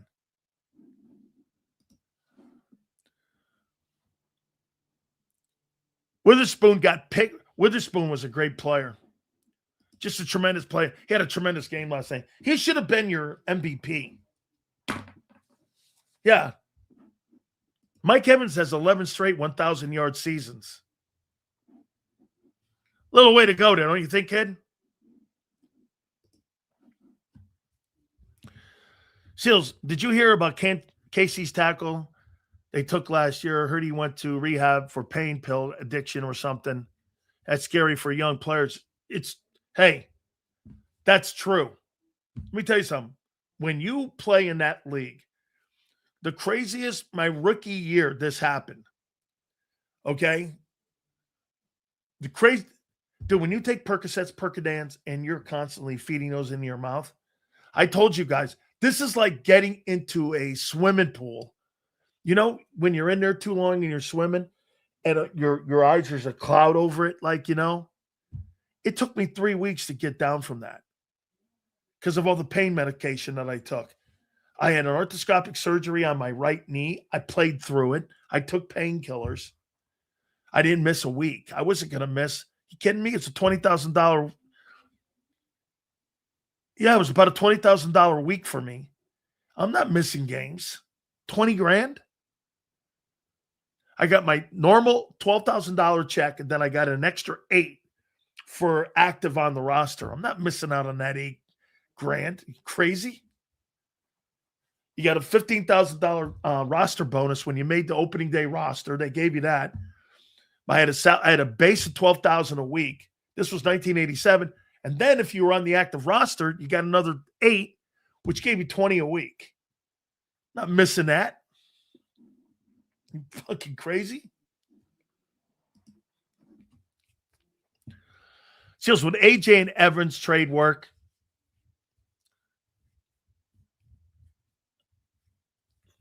Hey, Mike Evans says he wants to play still. Well, he's older, dude. He's like 32, 33. AJ's 28, 29. AJ's got more juice in the tank. But that might be a decent replacement on the other side of Devontae. If you do lose AJ, I don't believe a word AJ Brown's saying right now. All that shit on the podcast that he said with Micah, wouldn't be here, whatever. When a guy complains about not being happy after winning a Super Bowl, you have problems. He wants to be here, you're high. The guy's reading books during the game. Hey, he don't want to be here. Okay? He doesn't. A.J. Brown for Kyle Hamilton? Why would the Ravens do that? He's a better ball player. Not getting rid of Kyle Hamilton. What is he, 26 years old? 26 years old for a guy who you guys said may have lost a step. Why am I doing that? Cal, you're playing Madden. Hey, why would I do that? Right? You know, I thought that conversation we opened up the show with about Sam Darnold being elite. He, without a doubt, proved my point last night. You don't have to be Lamar Jackson or Josh Allen to get to that game. Sam Darnold's not better than Josh Allen. He never will be. That was more of an indictment last night on other organizations like Cincinnati and like Buffalo not getting it right. Sam Darnold, you guys said it. You guys said it. Okay? All right? You guys said it. He's not elite. You need a great defense and a great run game. Jason, Walker went for 135 last night. You had a run game. You know what? They played Philadelphia Eagle football. They weren't just – that Seahawks team is not as good as that last year Eagle team. The Eagles would have beat that football team. Last year's team? Last night's team? Eagles would have beat that team 31-17. They'd have beat that team 31-17. And they would have scored 7 points late to kind of make it not as horrible looking. Like they would have been up 31-10 heading into the fourth with 5 minutes left. They'd have killed that team. They would have mauled that team. And you know why? Not that Seattle's defense is not great. They would have wore out because of the way the Philadelphia Eagles ran the ball. I'll reach out to people that I know to see if we could try to. I'd love to get him on. Probably wants to be chill for a while because I'm sure. By the way, he's a very emotional guy. You know that, right? I heard Jeff Stoutland got very emotional, and I don't mean sad, but he got very pissed off when Nick told him he was not going to be in charge of the run game, from what I was told by Adam Kaplan. Adam Kaplan, you guys respect? Adam Kaplan said that Jeff Stoutland was, you know what? I'm going to try to get Adam Kaplan on tomorrow. That he was really pissed off and that he's an emotional guy. And we'll get him on. Okay? And said that he was really upset. Those were his words. He told me that on Saturday when I was doing the Sports Grid show. Adam Kaplan said that Jeff Stoutland got very upset. Not like leaving crying-wise, but upset at Nick Sirianni. When Nick said we're going in a different direction, we still love you to be our own line coach. Remember something. The guy you hired is the second choice. He may even be the third choice for your O-line coach. You hired a guy that you had no intentions of hiring, but you had to hire because Stoutland quit. Stoutland quit. Okay? He quit because he didn't want to listen to Nick's bullshit. I'll try to get Adam Kaplan on tomorrow. He told me that yesterday. Saturday. He said that Saturday. He said, yeah, I walked in the office. He knows Stoutland very well. He asked Jeff what happened. Jeff goes, yeah, the coach came to me and said, we're going in a different direction in the run game. Can you imagine going to Stoutland and telling him that he's not part of the direction of the game plan, that they just want him to coach and be a position coach? They didn't want Jeff Stoutland to be part of the game plan anymore.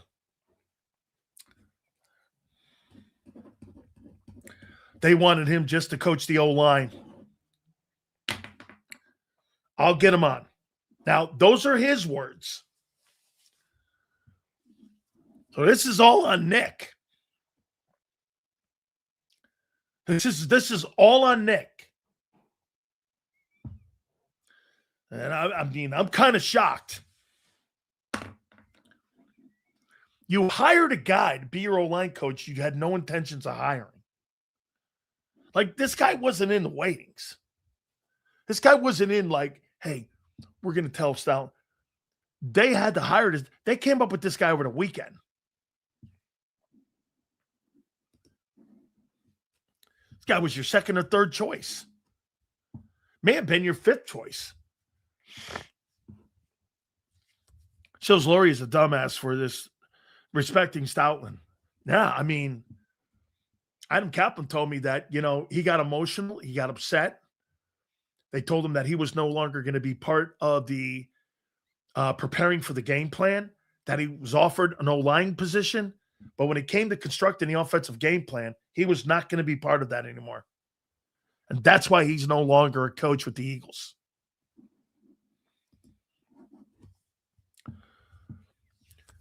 So why would they even be looking to fill it? Otherwise, they wouldn't have went after someone like Callahan. They would have went after someone like Callahan. Yeah.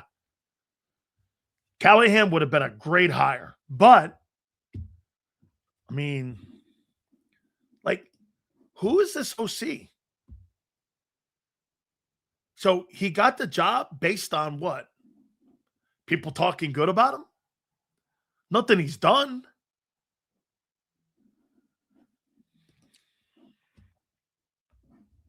Right? Nothing he's done. I don't know, Sills. This might be a Vic suggestion. This guy was an assistant coach under Vic in Denver. Could be. That would give me more. Hey, Pump, that would give me more juice to like the guy. If Vic, that could be. I'll look into that. I'll ask Stink. I'll ask Mark Schlereth that tonight. Did they blame Stout for the crappy O-line play this year? Don't know. I thought that was injuries. Kevin Patullo, Kevin Patullo got the benefit of the doubt. He's still in the building. So Stoutland doesn't get the benefit of the doubt over injuries? Okay. Been an Eagle fan my whole life. If Sirianni's still here after next year, I'm going to start losing some love for this team. I wouldn't lose love for the team. Nick Sirianni's not an Eagle. He's a coach. The players are Eagles. So, Sills, are we going to throw the ball more now or no? I think they're going to attempt it. Martin, I think they're going to attempt it. I do.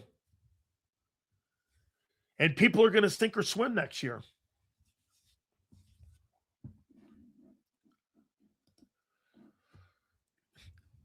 Cooper's just a guy. I think the O-line is good enough to not make a replacement that of Stoutland's level. I don't think your O-line is good enough. You're assuming that everybody's going to come back. I don't believe Landon Dickerson is going to ever be the same. 13 knee surgeries. He's talking retirement. What would make you think he's coming back? And even if he does, he comes back at the same skill set, right? What makes you think that he's going to have that same skill set? Right? I respect Lurie as an owner, but when the Eagles are winning, he talks to the media. When they are losing, he's quiet as a church mouse. Of course, his ego. Remember, that guy, dude, that guy, without a doubt, is with what? He is a media guy. He understands what's going on. He gets it.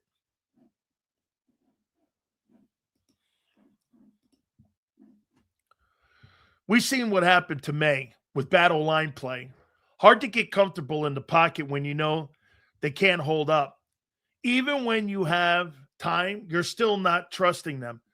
I think Drake May was injured heading into that game. I know that he had taken cortisone shots. They were talking about it, that he had taken cortisone shots heading into that ball game.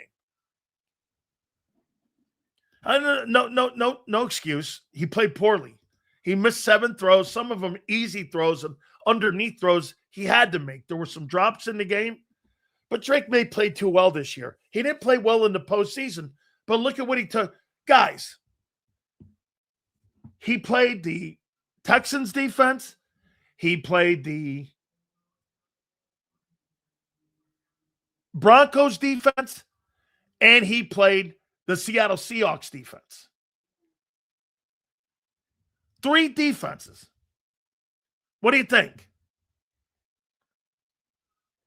What do you think? You think those are 3 of the best defenses in pro football? Those are 3 pretty good defenses for a young quarterback to have to play, right? I mean, dude. May underthrows a lot, Sills, from watching the tape. He's not that accurate. Let me see.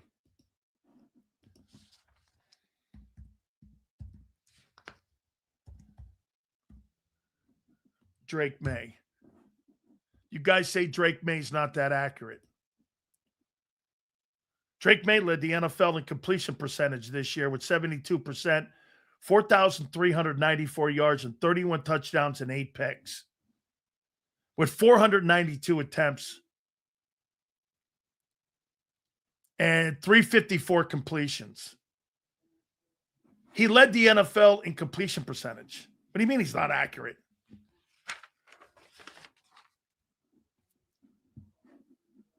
I mean, by the way, who are his wideouts? Hurts has been the best quarterback on the field in the last 4 Super Bowls.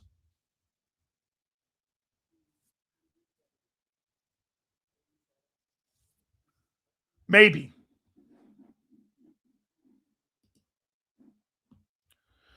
Wait till you find how many of those throws was behind the line of scrimmage. Well, okay. He threw those behind the line of scrimmage for 4,394, and he led the NFL in completion percentage. Hurts doesn't throw across the middle of the field and has never even remotely come close to 4,000 yards. And when he did, he had 15 picks.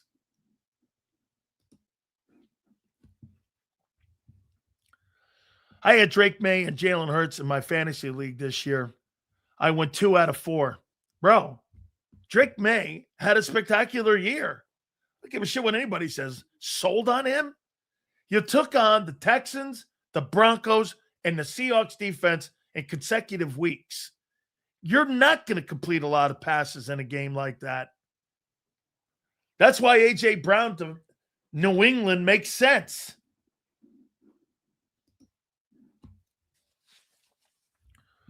Bro has never watched May besides last night. You'd fucking guess, bro. He never watched May? No, but I'll tell you what. Drake May's superior to Jalen Hurts as a talent in the pocket. He's superior. Let's see what this guy's done in 2 years of playing. So, Drake May's first year, they won 4 ball games. Kid made the Pro Bowl in his first year. Second year, he made the Pro Bowl. He was second the MVP. Led the NFL in passing completion, yards per play, and threw for 4,400 yards. Jalen Hurts in his entire career will never throw for 4,400 yards. Ever. Ever. Ever. Ever. Gotcha, brother. May's a great young quarterback. Correct. Drake May was a better quarterback this year than Josh Allen. That's factual. Yeah.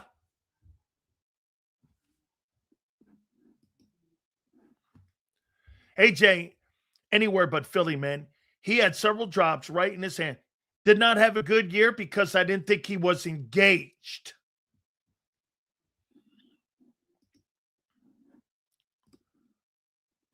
So every team that went against the Broncos, the next game had a ton of injuries and banged up players. I think the Broncos' entire team was a down year next year for style of play. Great take, David. They play a very physical style of play. So you think they walk back a little bit and maybe the Chargers, they pick it up a little bit. I got the Chargers winning that AFC West. I think they win the AFC West next year, especially if they land AJ. Chargers are reportedly after AJ right now. They won AJ Brown for Justin Herbert. You imagine Justin Herbert with AJ Brown? He'd have 1,700 yards. I may be wrong, but that's what I see. No, I agree with you. How can you be engaged when you go 3 quarters without a pass thrown your way or a half without a pass in multiple games? Ask your coordinator. Ask your quarterback. Maybe 2 years in the league. Let's not anoint him yet. Pats may step back next year with a tougher schedule. Absolutely true. Actually, soccer, they may be a better team with a lesser record. Okay? You know what I mean? They may win like 10, 11 ball games next year, but be a better team because they play in better opponents. I said one of the reasons that I thought Seattle was going to, I wish I hadn't walked it back with Xander. I thought they were going to blow the Patriots out. I did. I thought they were going to blow them out because they were in such a tougher division. They played in the NFC West. They had to go through 49ers, and they had to go through the Rams. And I just thought they were better prepared to take on those big teams. They took on good quarterback play.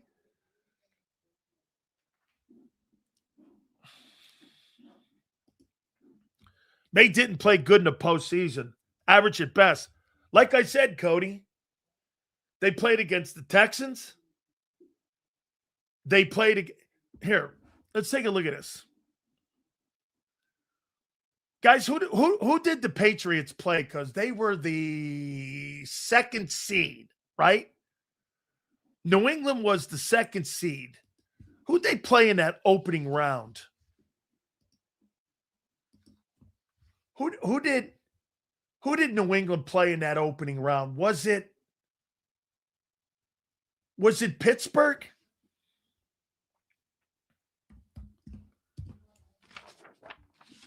Was it Pittsburgh?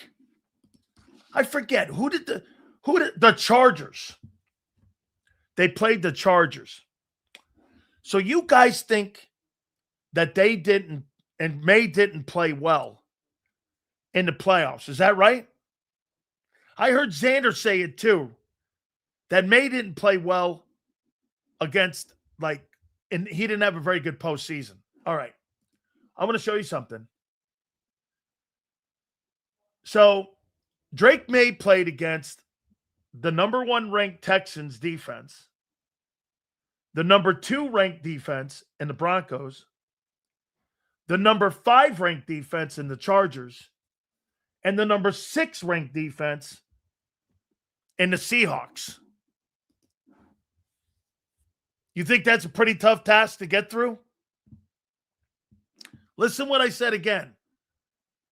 Drake May in the opening round played against the Chargers. They finished 5th in total defense. The second round, they played the Texans. We were number 1. The AFC Championship game, they played against the Broncos, who were number 2. And in the Super Bowl, they played against the 6th best defense. You're talking about the best defenses in pro football on a week-to-week basis. So if the kid didn't play well, in his second year, he still got to the Super Bowl going through that gauntlet of great defensive football. He didn't have a weekend off. There was no layup for the Patriots offense taking on that gauntlet of defensive players. They didn't have one weekend off. That's why the guy, I think he was at 55.8 in completion percentage. This is coming off of 72.6, where he led the NFL. He was playing in the AFC East. You're going to get weekends off when you're playing the Jets and the Dolphins. You're not getting a weekend off in the AFC playoffs when you're taking on those top-flight defensive football teams. He got exposed by what? Who know who got exposed? Hurts got exposed by that JV team you got beat by. At least the kid made it to the Super Bowl. We should trade AJ for some tip-ups with no flags on them. The trading AJ Brown will be the death nail in that offense. Quit giving him excuses. Not excuses. I'm telling you who he played. He didn't play the shitty Niners. Not excuses. You think people, get this, Gabe thinks those are excuses when you line up somebody and you're playing against a better football team or a better unit is an excuse. Those are called facts, guy. Excuses? So wait a minute. When you take on shitty teams, okay, Roland, what were the Eagles' excuses for getting beat by the Niners? What were they? Let me guess. OC.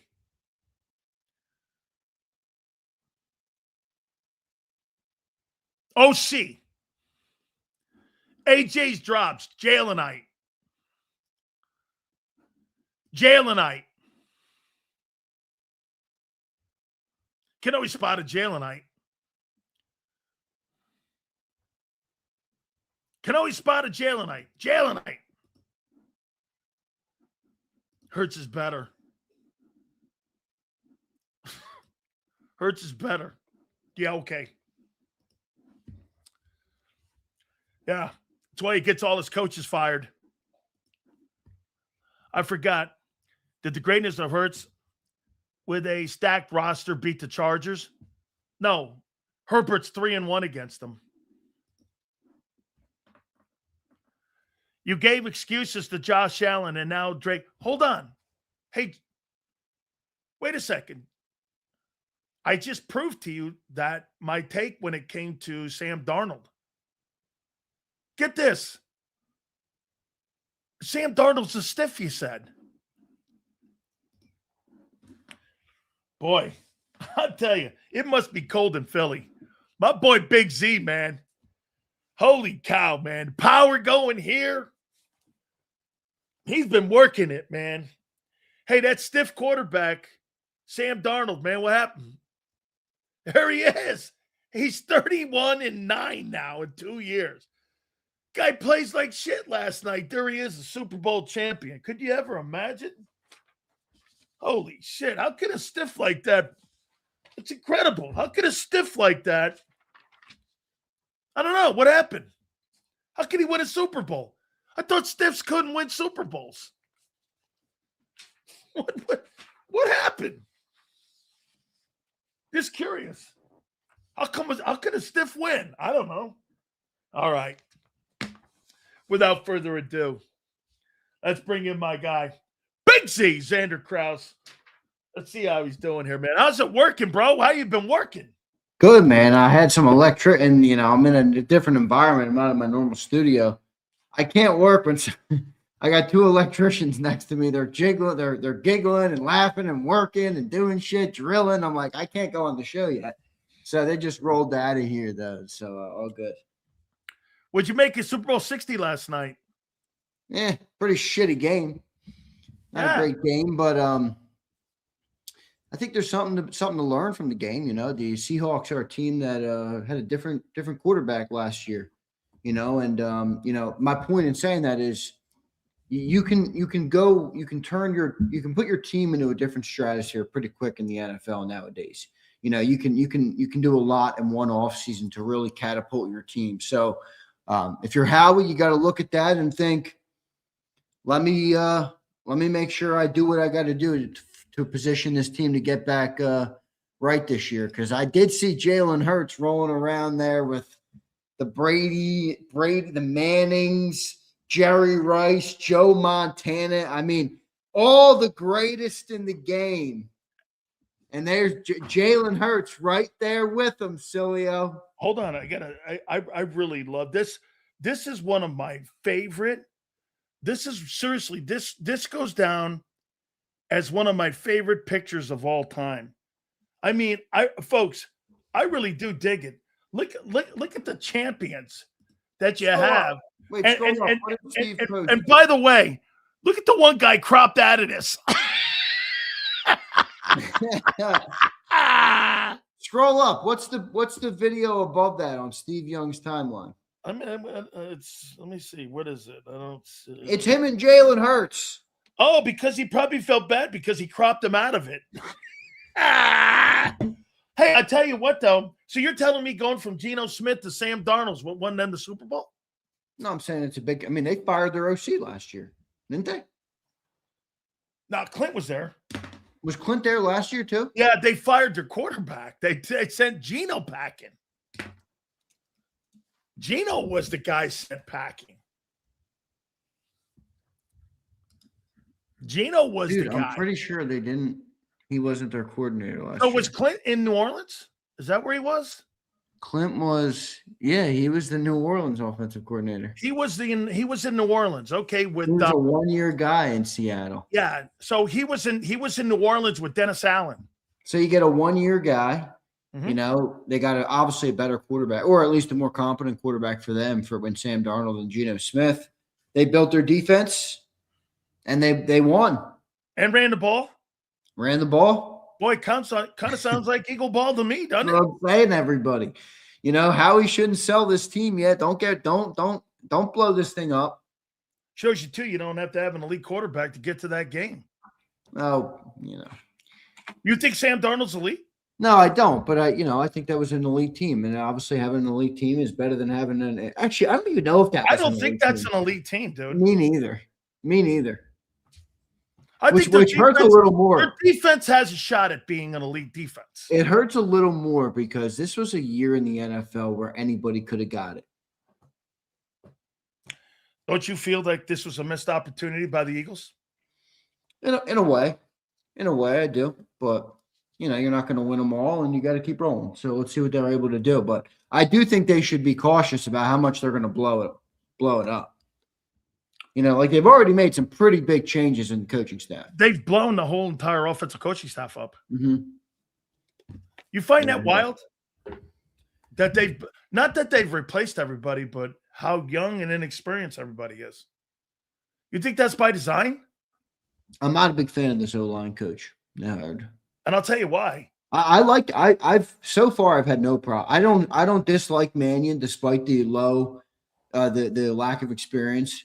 I didn't hate Grizzard as pass game coordinator, and I was all right with Mahaffey too from Green Bay. I like him. This is the first one they haven't had a good O-line. No, they're like 18th or 20th. Like when Darnold was there, John brought this up, and he's right. One of the big things of why that team collapsed at the end of the year was the O-line. That's right. Now this year it's tough to rip him. I mean, he had 16 different offensive line combinations, but he just doesn't have a great. He hasn't really done a whole lot with guys. Now maybe he needs a longer career, but he's been an O-line coach for 4 years. Jeff Stoutland had a pretty good first 4 years. He got upgraded after 4 years and had a Super Bowl. I'm going to tell you a story that Adam Kaplan told me on Saturday, and I'm going to try to get Adam on tomorrow. Okay. He said that Jeff Stoutland got very emotional with Nick when Nick told him that he wasn't going to be part of the game plan on Sundays, that they wanted him to be the O-line coach, but they didn't want him to be part of the game planning, and he was not going to be part of it. He got emotional, and Adam Kaplan said, Jeff Stoutland's an emotional guy, and I hope I can get him to repeat that tomorrow, because that's what he told me when I was on the Sports Grid show, and I was like, "You're kidding me." He goes, "No, he got emotional, and he said I quit." So, I mean, what's your take on that? Well, I mean, it obviously didn't end, a great way for Jeff to walk away the way he did. I mean, I think that's pretty clear. Now, I don't have the information on how it actually unfolded, but Or do I? it's unfortunate. But I as much as I like Jeff Stoutland, and that does bother me because I think Jeff Stoutland is a coach with higher pedigree, and I trust him more than I trust the other guys. I also understand that it's a business. And change is going to happen. And when the offense isn't performing, somebody's going to – now, maybe it wasn't Jeff who should have been scapegoated. That's a fine argument to me. But, they feel the head coach felt like they needed to make a change. The head coach is ultimately in charge, and that's how it went down. So, okay. So I agree with everything you just said, but let me ask you for this. So you change the OC, you change the offensive line coach, you change the quarterback coach, you change the run game coordinator. Whose fault is that? You guys won 11 ball games. You were 8 quarters away from the Super Bowl. I think we were top 10 running offense in the league. You were 9th. You changed the entire coaching staff on offense? Well, I think they want to open this thing up. I mean, how many times have the Eagles won a game? All right, and the offense looked awful. I mean, seriously, how many times have the Eagles won a football game and it looked as ugly as it literally possibly could look on offense? I mean, I came up here and criticized it, and I used to have people comment, "We're winning. It's the only thing that mattered." And hey, maybe they're right, but I'm just saying they won 11 ball games. That's not covering up that offensive ineptitude. I'm going to peel the onion back a little. Do you know how many times before we would do the post game show, Xander would go, "How the hell are we going to talk about this shit?" The offense, man. The offense it was tough to watch. There's no doubt about that. It was a tough offense to watch. But so, who was on the trading block? Jalen Carter, Jordan Davis. Who was on the trading block to get Micah Parsons? Yeah, apparently Jalen Carter was offered to get Micah. What are you making that?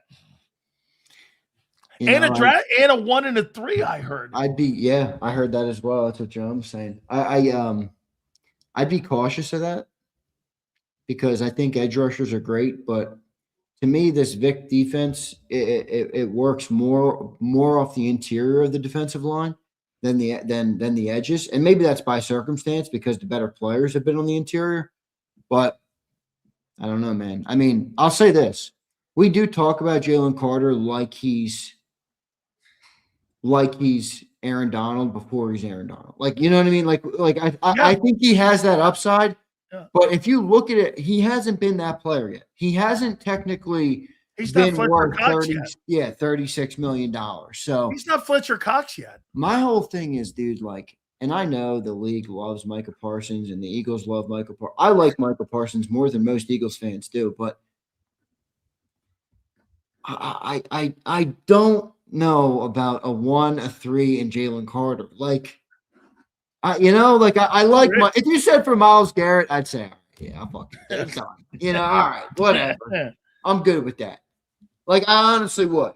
I would be good with that. A 1, a 3, and a 4 for Jalen Carter for Parsons. Well, you just added the 4, and where'd you come up with that? I just thought throw that in there, just for shits and giggles.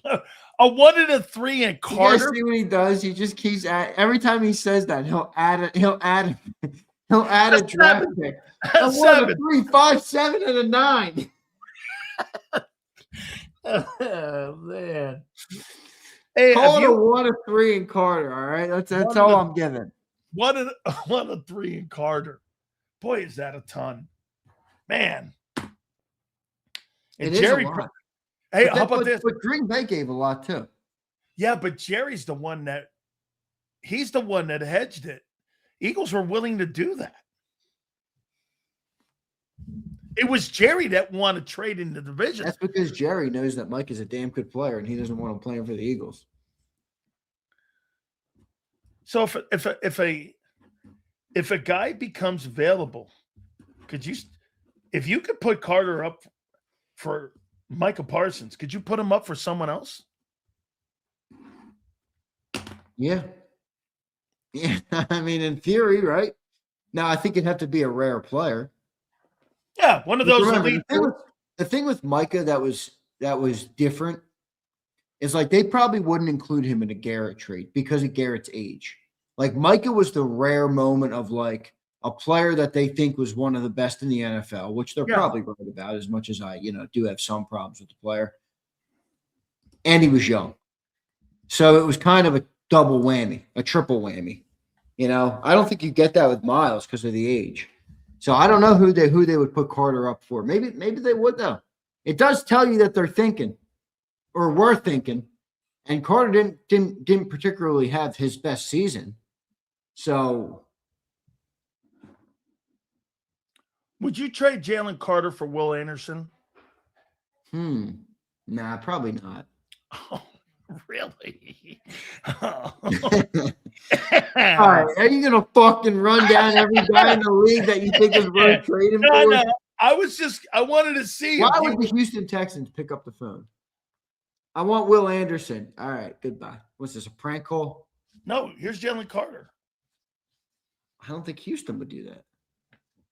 Oh, I'm trying to get the value of what you think of him. So now we've gone from don't you agree to this? When you trade a player in the NFL, tell me if you agree to this as just a macro point.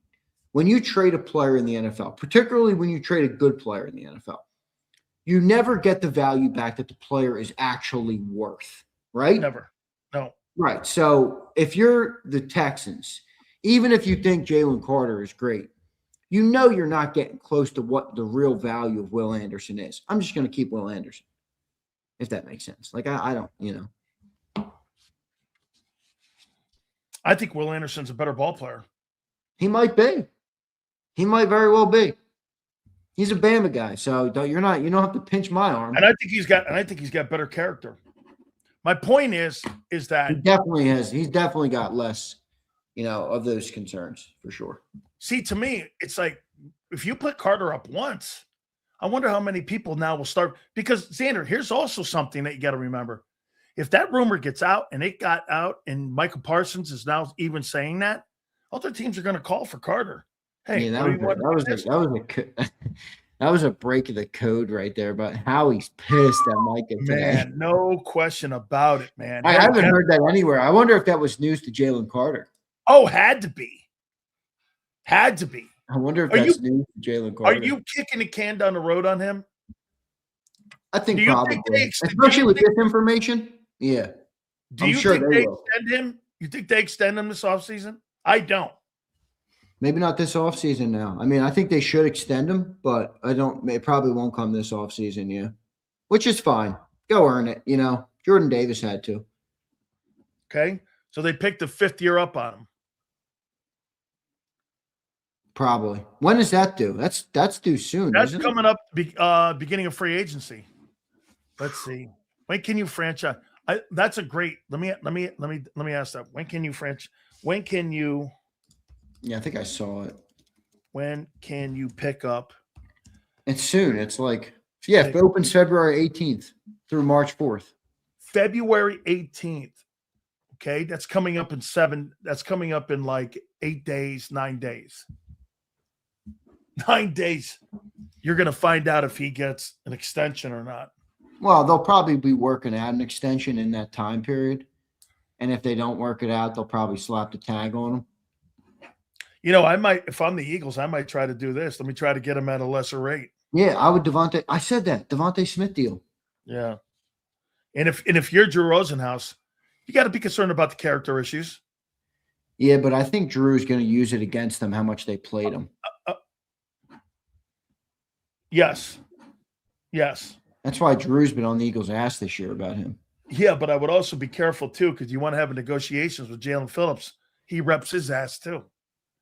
So I wouldn't be playing too many games with all right, dude. Like, Jalen Phillips is a solid player. I'm not letting Jalen fucking Phillips hold the organization hostage. I agree. Come on. No, I agree. All right, so what's up with A.J. Brown? A.J. back to Philly. Oh, is he? A.J.'s back. A.J.'s back, baby. I don't believe a word he's saying. I think you're right. I think he's got to keep, obviously, They probably told him, don't stir the pot. Make sure you don't Well, it'll help devalue. him too. I mean, the more valuable he is, That's the right. better it'll be for him. So, I think it's. I don't buy too much into it, but maybe Sills AJ is ready to run it back in Philly. Maybe he just loves With playing what? with That coach? Hey, with that nobody coaching staff for years? He loves playing with Jalen Hurts. He And will live with the coaching staff so he can play with his boy Jalen and the godfather to his children. Sean Filet Mignon. You don't think Sean Mannion's going to be any good, do you? No. That's not what I said. He's a nobody right now.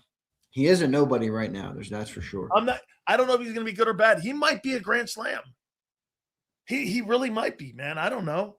But I tell you this, I mean, your offensive line coach, your guy who just got blown out in Tampa. All right. I mean, and Mannion. I mean, I don't know these fuckers. That is like a frat house. It's like this. All the God, dude, what did you get that from Angie? Angie told you from frat house, and you bought it. Hey, I love it. It's the bro. You thing. Bought it hook, line, and sinker. Let's go right here, man. It's like, let's go, man. We're ready to rock here, man. So I've got my too early top 10 teams. Whoa. You ready? All right, this is Earl. Are you going to make me do a top 10? Yeah. Oh. Get ready? Here's my – I think you're going to be shocked on teams I don't have in here. By the way, we'll read your supers, and Gary Cobb will join us at 4:30. I'm gonna get Adam Kaplan on tomorrow. I'm gonna ask him. All right, you ready? Tell me when you're ready. I'm ready, dude. You just start rattling. Go ahead. Number 10. I got the Green Bay Packers. Okay. At number 9, I got the Jacksonville Jaguars. Okay. At number 8, the Philadelphia Eagles. At number 7, the Detroit Lions. Number 6, the San Francisco 49ers. At number 5, the Buffalo Bills. At number 4, I have the New England Patriots. At number 3, I have the LA Rams. At number 2, the Denver Broncos. And at number 1, I've got the Seattle Seahawks. Not bad. Not great. Not bad. Not great. Not bad. I'd probably find a way to sneak the Bears in there. The Texans are going to be hard to leave off. The Chargers are going to be hard to leave off. Yeah, but the quarterback, man. The Chargers probably right there. Green Bay probably. Green Bay you could put the Chargers there at 10. Or, boy, Detroit. I think Detroit with that loser. You had Detroit though. You had Detroit in there. Yeah, number 7. Where do you think the Cowboys will end up? I don't think they're top 10 right now. But if they go all out on the offense or on the defense, excuse me, and they bring back Pickens, that could be interesting. 12. I got the Cowboys. They are, by the way, they're franchise tagging Pickens. I'll tell you who's going to stink again. Who? I'm riding this fucking take to the bank, and I have been for the last year. The Washington Communists. I think the Commanders are that team it's going to stink again. They're going to finish last. The Commanders are going to skyrocket back. No, they're not. They're going to be last in the East. They're gonna. The Giants will be better than the Commanders this year. I guarantee. Take it to the bank. Take it to the bank. I got Washington winning 10 games. You and John last summer. The Commanders are winning the East. Shut up, John and Sills. Yeah. No, they're not. Commanders will win 10 games this year. You will win 7. No, I guarantee we have a better record than the Commanders. I'll make that bet right now. Do I do the bet now with him? Eagles, Cowboys, Okay. Giants, Commanders is going to be it next year. Okay. And the only give me your NFC East. What's that? Give me your NFC East. Right now, I got the Eagles, and this is because I'm an Eagle homer. Eagles, Cowboys, Giants, Commanders, the Eagle part of it. I could see somebody making a case that if the Eagles' offensive changes don't work out, I could see somebody putting Cowboys in at 1. But they got a lot of moves to make before you could say that. I mean, this is all hypothetical, them getting that defense better. They got to actually use the stuff to get the defense better. If they draft a bunch of moderate teams. Did you send Gary the link? Oh, shit, no. Okay. Sorry. So wait a second. Here, that's right. You were dealing with it. Listen, here's my NFC East. So Z's is Eagles, Cowboys, Gigantes, and Commanders. Yeah, the Commanders stink. And you know it. Here's Big Sills' NFC East. By the way, should I put the rule on no matter what happens? Who's ever traded, who's ever retired, we have to stick to this one here. Let's stick to this one here. All right, wait. If you're telling me that, then you have to give me some thought. I can't do off the cuff if I got to stick with a take for the next year. Wait. I got to think about it. All right, that's a fair thing. You're not going to make me come up here and say I can't come off anything on a February. I haven't even thought about this yet. He wants me to make an off the cut. See how he tries to get W's. These W's aren't coming. Oh, I had a lot of W's last year too, boy. Wow, that was a grand slam year here. Here's mine. Here's my NFC.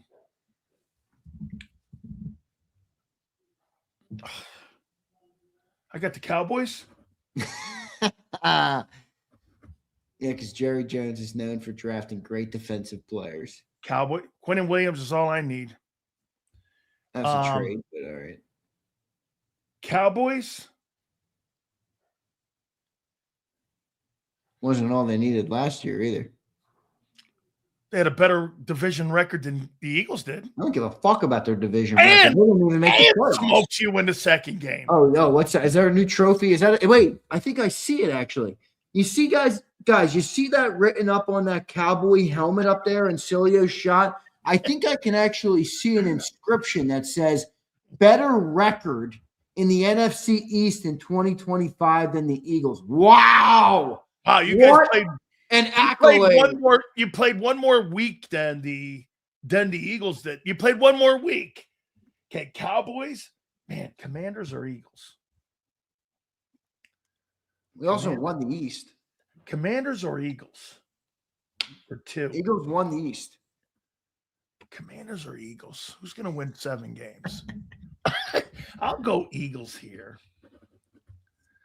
I'll go Commanders third. More than 7 games. I got Commanders third, and I got Giants. Poor Jaden Daniels. They saw this guy have a historic rookie season, and they said, let me just surround you with the biggest pile of stiffs you've ever seen. And they saw Jalen Hurts and said, let me surround you with the biggest stiff of offensive-minded guys you've ever seen. Hey, well, I can't dispute you on that just yet, but I don't think it's about Jalen. I think it's about Nick. Oh, my God. What's the number one move, right? Hey, by the way, how about John Snyder, man?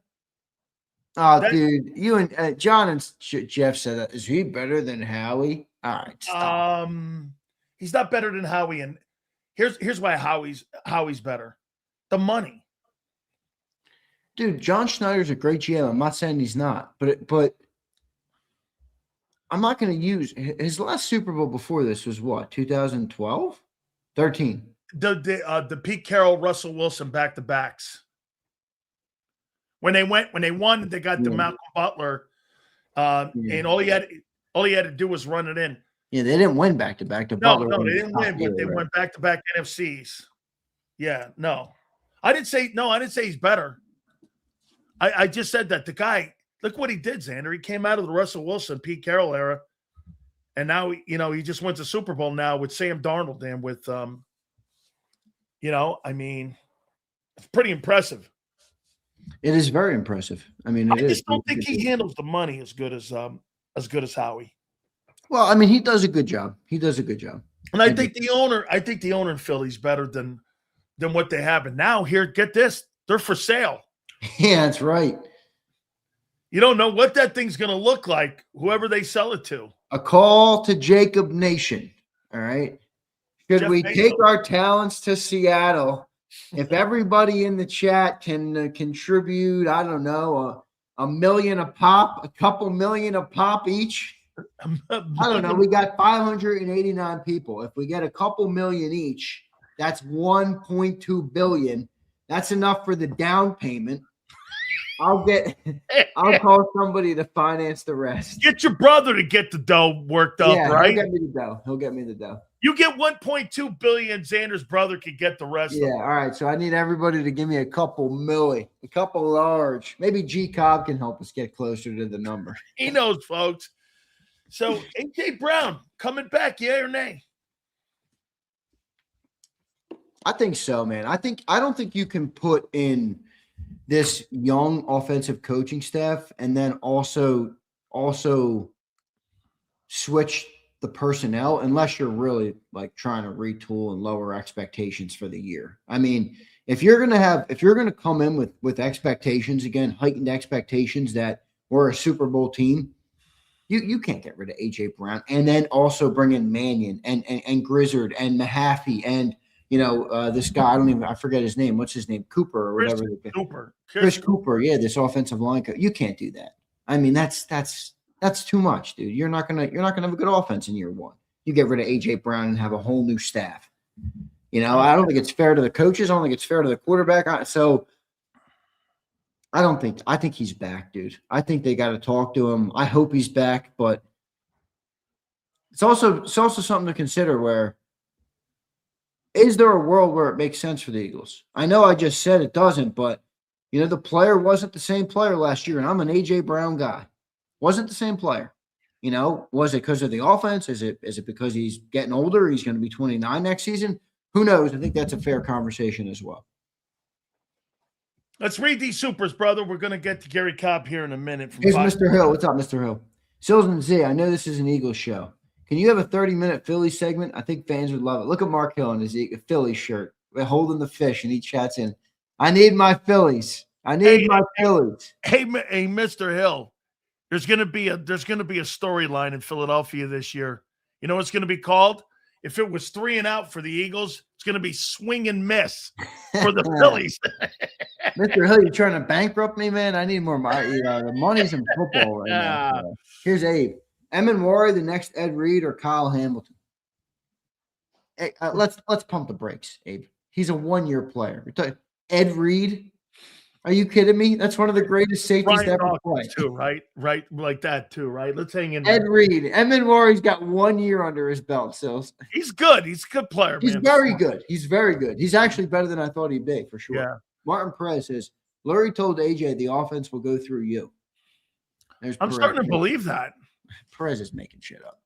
Here's Pumper. Man, JC was not offered. Parsons blowing air bubbles across your cheeks. Mike can know what he's doing. He even said it was his decision to go to Green Bay. His decision to go to Green Bay. Now, you know what he's doing? He's giving Jerry a shot is what he's doing. Yeah, he is. That's Jerry's call. Jerry. So Dallas fans can be like, why didn't you take Jalen Carter? Yeah. Michael Parsons did not. You're shady. Carter's play progressed like Jalen's. I think Jalen Carter's play regressed.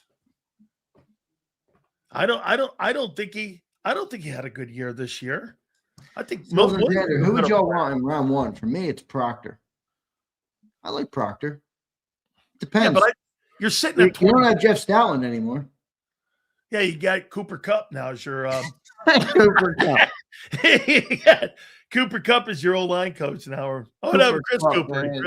Chris Cooper. Yeah, from the Minnesota Vikings. If Freddie says Eagles need to try for Garrett again, I don't think so. No, that's not happening. Plus, you're not giving up that assets for him. Tyler says Howie built us into rebuild and Komodo. Howie season. I don't know what you're saying, Tyler. I think that's a Komodo. That's the Canadian in you that just sometimes just doesn't click. Are you guys up there say Commodity for commodes? I got it. Mr. Hill. Sills reports our Seahawks are up for sale. 9 to 11 billion. Jeff Bezos. I could see Bezos. I could also see Elon Musk. I bet you the owners don't let him in. $275 billion, bro. He could buy the league. He got $275 billion. It wipes his ass with the receipt on the team. And you want to hear something? He doesn't believe in owning homes. I know. I hear him. He's not, whatever. Here's Fleming. People don't want to accept it, but Hurts can't run a 33-year-old career backup's interpretation of McVay's scheme. Our O-line is cooked. Dark days are ahead. Who do you think these people? Who do you think is a better quarterback in the pocket, Darnold or Hurts? Well, Darnold's a pocket passer. I mean, Jalen's not a pocket passer. Okay. What do you think you win more ball? Well, that's not fair because Jalen's been to 2 Super Bowls. Yeah, Jalen wins a lot of ball games. Let me ask you this. You think you win more Super Bowls with versatile quarterbacks than you do with pocket quarterbacks nowadays? I don't think that's been proven. I mean, Jalen's one of the few, of the dual threats that have won in recent memory. Not the only one, but one of few. So yeah, I don't think you could say that. But I think the point that's becoming more and more evident is, and maybe we're in that 5-year window. Jason Cole said that, and I keep thinking about that. But maybe we're in that window right now where the great teams are going to win over the great quarterbacks. What was the era of time that Jason Cole brought up and said there was an era of time where it wasn't elite quarterbacks that won each year. It was like a great team or whatever. It's like the Jeff Hostetler. Was that the early 80s? Yeah, it was like the late 80s. Gehrig was in the league for that. Late 80s, okay, yeah. Like Mark Rippon, like guys like that won Super Bowls. We'll see, dude. We'll see. I don't know though the answer to your question, who you could win more with. But they both won a lot in the last 2 years. That's quite a Steve Young picture right there, man. Just cropping Jalen. Oh, come on, dude. Right out of that. I don't know. JAKIB. I'm going to have to show JAKIB the picture. Don't even entertain. They just cropped Jalen Hurts' picture out of the Super Bowl MVPs. It's like you posted a picture. Out of it. You don't know how to use text to save your life. You think Steve Young's any better? No. Not at all. No, all right. No. Fair enough. All right, brother. I'll catch you. All right, bro. Sorry, I was on late today. The electricians are here. Hey, listen. Tomorrow we're going to give our year-end grades for the Eagles tomorrow. So we're going to do that. All right, I'll do it. So we'll have that ready for you. All right, big man. We'll see you tomorrow at Bird 365. Appreciate you doing it, brother. Later, dude. Appreciate it. You got it. Oh, I didn't get the Bad Bunny. I bet JAKIB was dancing away to Bad Bunny. I can just see. Holy cow. So we have a ton to get to here. So the Eagles, they blow out Jeff Stoutland. And they hire a dude named Chris Cooper, who had one of the worst offensive lines in pro football this past year. First and foremost, though, we got to get his thoughts on last night. And I've said this before to you. Sam Darnold, Gary Cobb, Southern California. This is the first man to ever win a Super Bowl from USC. He was the first USC Trojan to ever start a Super Bowl as a quarterback. Our friend, Gary Cobb from Fox 29 joins us now. How about that, JAKIB? A little USC history made last night. Whatever. I don't get all excited about that. But, I will give him credit, though. He showed a lot of, toughness to be able to, the way he started off his career like crap, up in New York and to just get humiliated and everything with the fact that he kept his eyes on the prize. And, he had a great year last year in Minnesota. Like, what in the world are they doing? How could you let the quarterback walk? You got, some of the best wide receivers in the league, and you have a great year offensively, and you just let him walk. And then, of course, you're not in the playoffs the next year after you had a 14-3 record, and you just let the guy walk. But anyway, he really showed a lot of mental toughness to be able to play because, you hear, he had to hear things, people saying things, and he fought through it. And now they got to give him his respect. He got a ring, and they got a good young team. They're probably going to be one of the teams. The Eagles are going to have to battle. They're going to have to go through Seattle at some point. Those teams are probably going to meet. If they are. if They're they on the get their schedule. things together. They're on the What's that? schedule. They're on the schedule this year, so they're coming to Lincoln Financial. You know that's going to be a good battle, man. You know they, of course, got that defense, and offensively, man, they got a nice team, man. JSN, Gary, the one thing last night, we've seen this so many times when you and I were back in the league. If you didn't succeed as a quarterback within 3 years, they moved off of you. Yeah. Wasn't the Sam Darnold story? Isn't it more about, hey, it's more about organizations failing these guys by not putting like great players around them. And this is kind of what they do in Philly for Jalen. Traditionally they put really good players around the quarterback. They don't do it in Buffalo as much, but they do it in Philly because, Sam Darnold, people aren't calling him elite after that. And now he's a Super Bowl champion because of what you just said. You don't have to have an elite player at that position any longer, do you? You have to have an elite roster. Well, I guess there's some truth, but the quarterback has to, though. He's got to take care of the football. No turnovers. So, yeah, the turnovers, come on. Turnovers can kill you, and that's the thing yesterday with Darnold. In my looking at the game, I'm saying if he takes care of the ball, which, man, he made some throws early in that game. His guy came down with the ball, but my goodness, the DB was all over him, just a split second away from picking the ball off. But things worked out for him. But yes, the quarterback, he does, he's got to be able to make plays. Now, you can't have a quarterback where you got such a good team where the quarterback's not going to have to make plays. No. Look at the game against L.A. He threw for 300-some yards, 3 touchdowns, and no picks. Now, that was a great game. And he had to put that together at the right time because if they hadn't, they'd have lost to the Rams. So I got to give him credit. He stepped up when he had to. He didn't have to do it all year because their defense was great. They played great all year, but they didn't play great against the Rams. The Rams were moving the ball, scoring and everything. And if he didn't have a great game against the Rams, they would not have made it to the Super Bowl. So you got to give him credit. He made the plays when he had to. I'll tell you what, to your point, here's the number. Seattle didn't have 1 turnover in the playoffs. That's the entire NFC playoff run all the way through to the Super Bowl here. So, yeah. Hey, after watching those two teams last night, don't you come away, if you're the Philadelphia Eagles, going like this? That's a missed opportunity, man, because, Gary, I don't think Seattle is a special team. I think they're great on defense.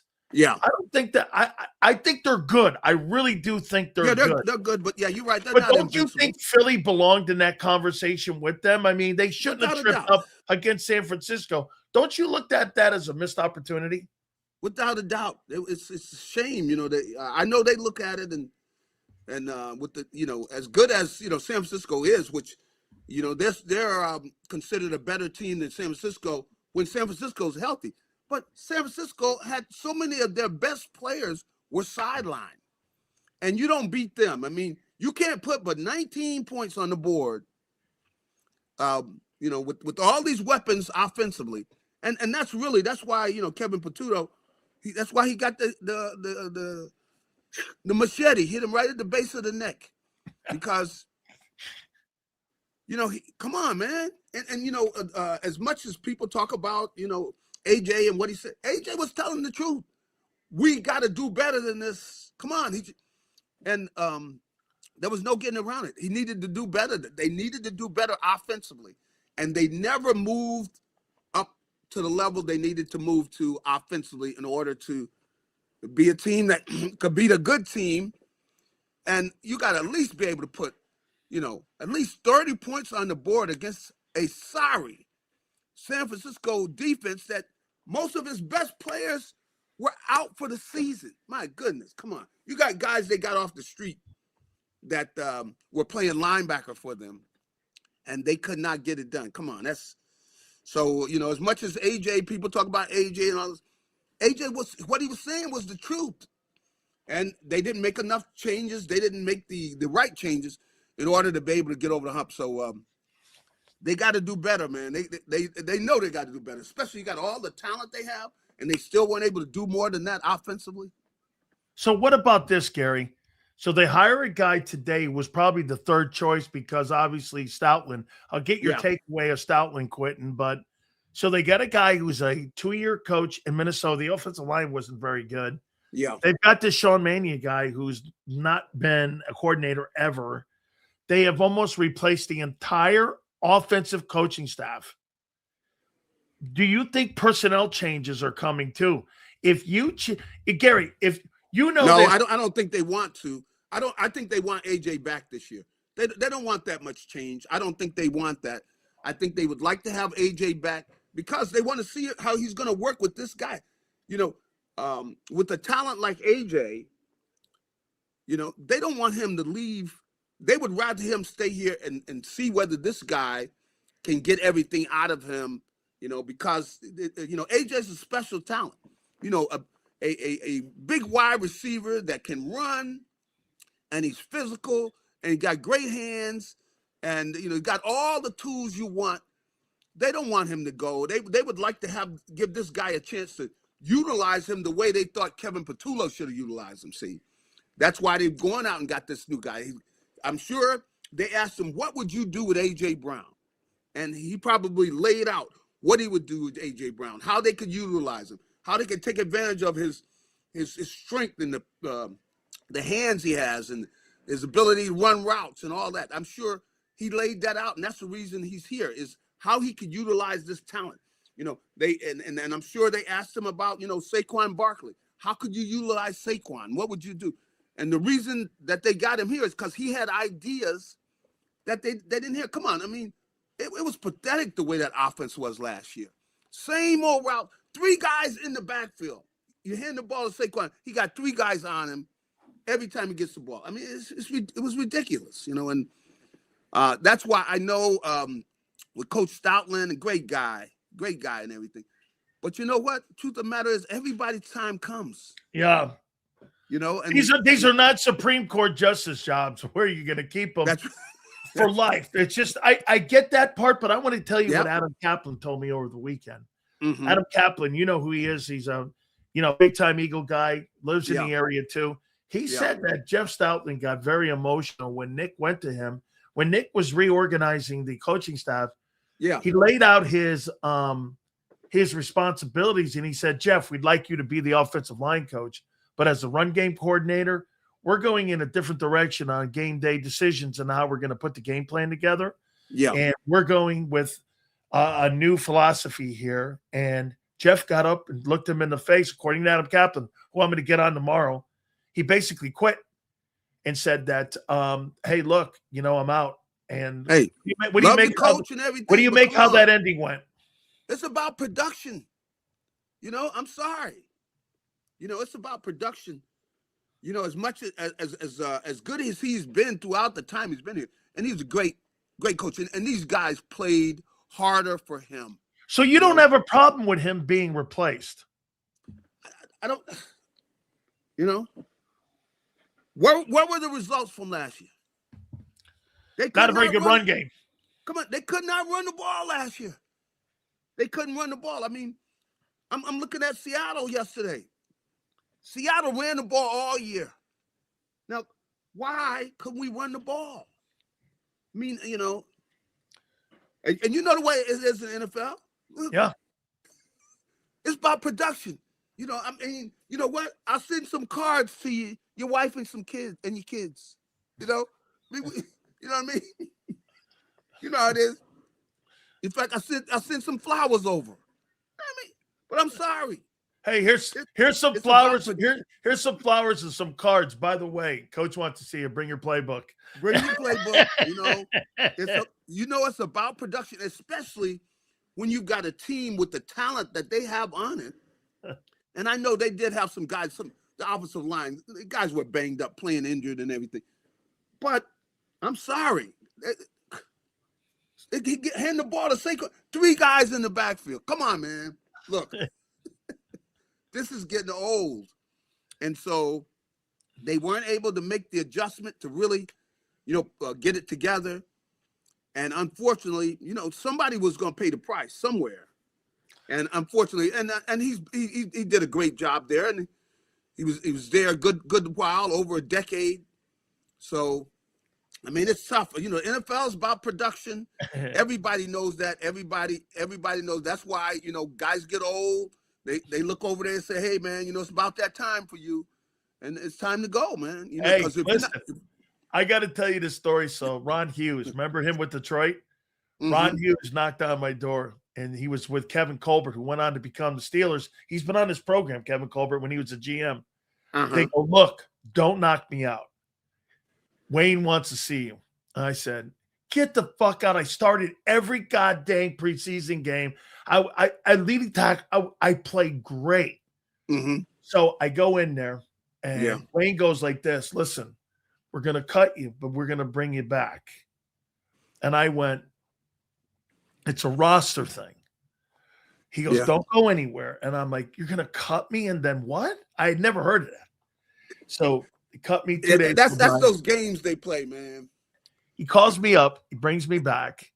He signs me. And he goes, because they had a guy named Rodney Pete. No, Lawrence Pete. They had Lawrence Pete, who was a backup nose. And I walked in there. He goes, listen, I don't want you to get me. So you're right. It's about how they see the roster, how they see things. It's just part of the NFL here. All right. Speaking of that. So how about Micah Parsons giving us a nugget that Jalen Carter was on the trading block?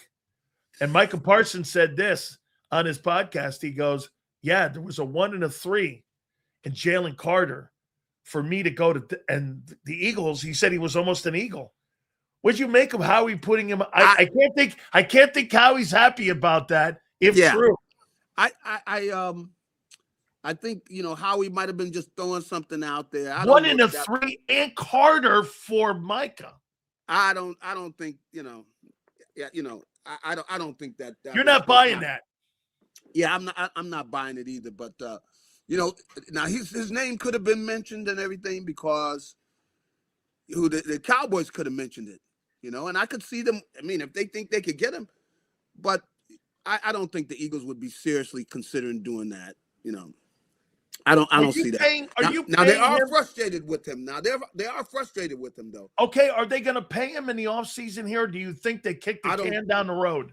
I think it's going to be down the road. I think they're going to kick the can down the road because all the nonsense last year. He really didn't have a really good year last year. So I don't think they're going to pay him right away. I think that eventually they plan on it, but they want to see him be the guy and be consistent. And you know, no more of the nonsense. They want a guy that they can depend on to be there and be consistent, because he's shown he can play at the level that is a special level, but he's got to do it and he's got to be consistent about it. And it's got to be where they see the maturity in him. That's the big thing, is where, you know, hey, we don't have time for nonsense, okay? We want you to take care of business. And that means, you know, he's shown some of it with, you know, making sure he comes in the best of shape and all that. But that's what they got to see out of him, you know. And really, you know, Jordan Davis showed a lot of growth last year. I mean, and they would like to see that kind of growth in Jalen, you know, see that kind of growth in him. When you have a new offensive line coach coming in that's as young as he is, and you have a new run game coordinator, what do you think the future of Lane Johnson is?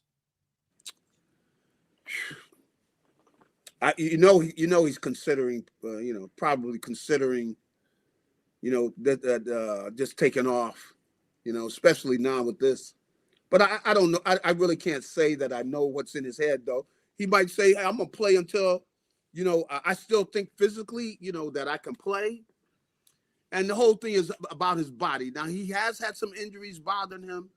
So this is going to be, you know, he got a tough decision to make. And really, I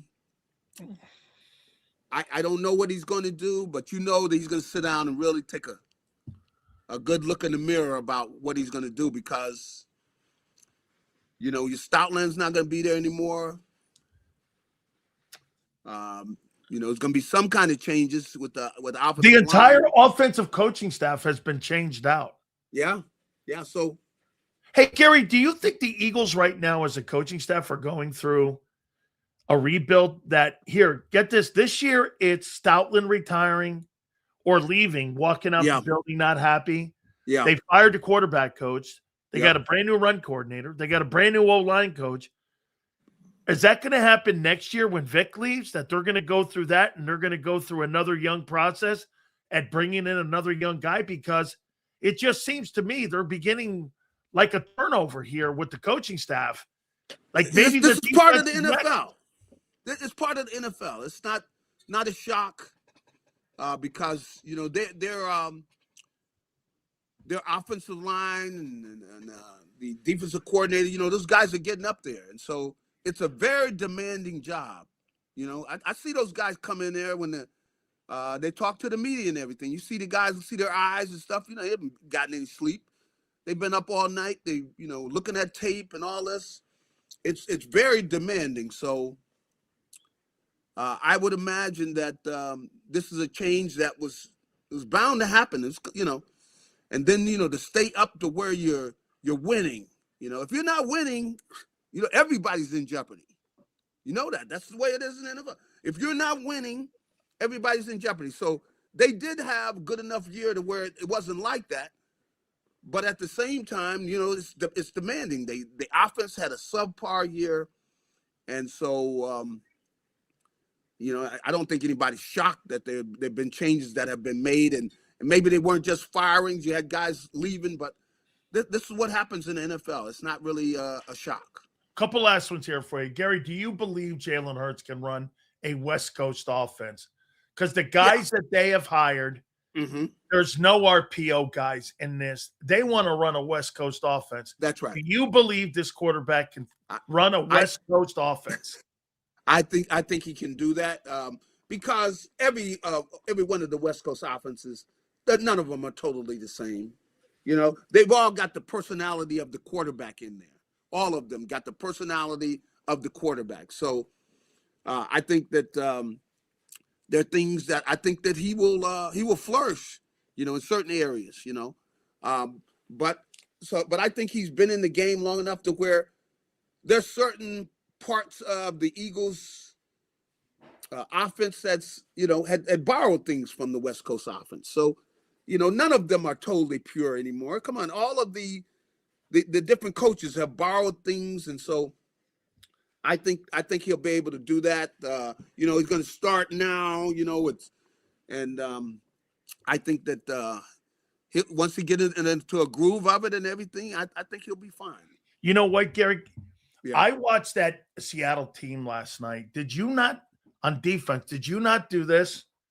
Did Mike McDonald, did he just take Vic Fangio's playbook and just incorporate the two-eye safety and all? Boy, that looked exactly to me.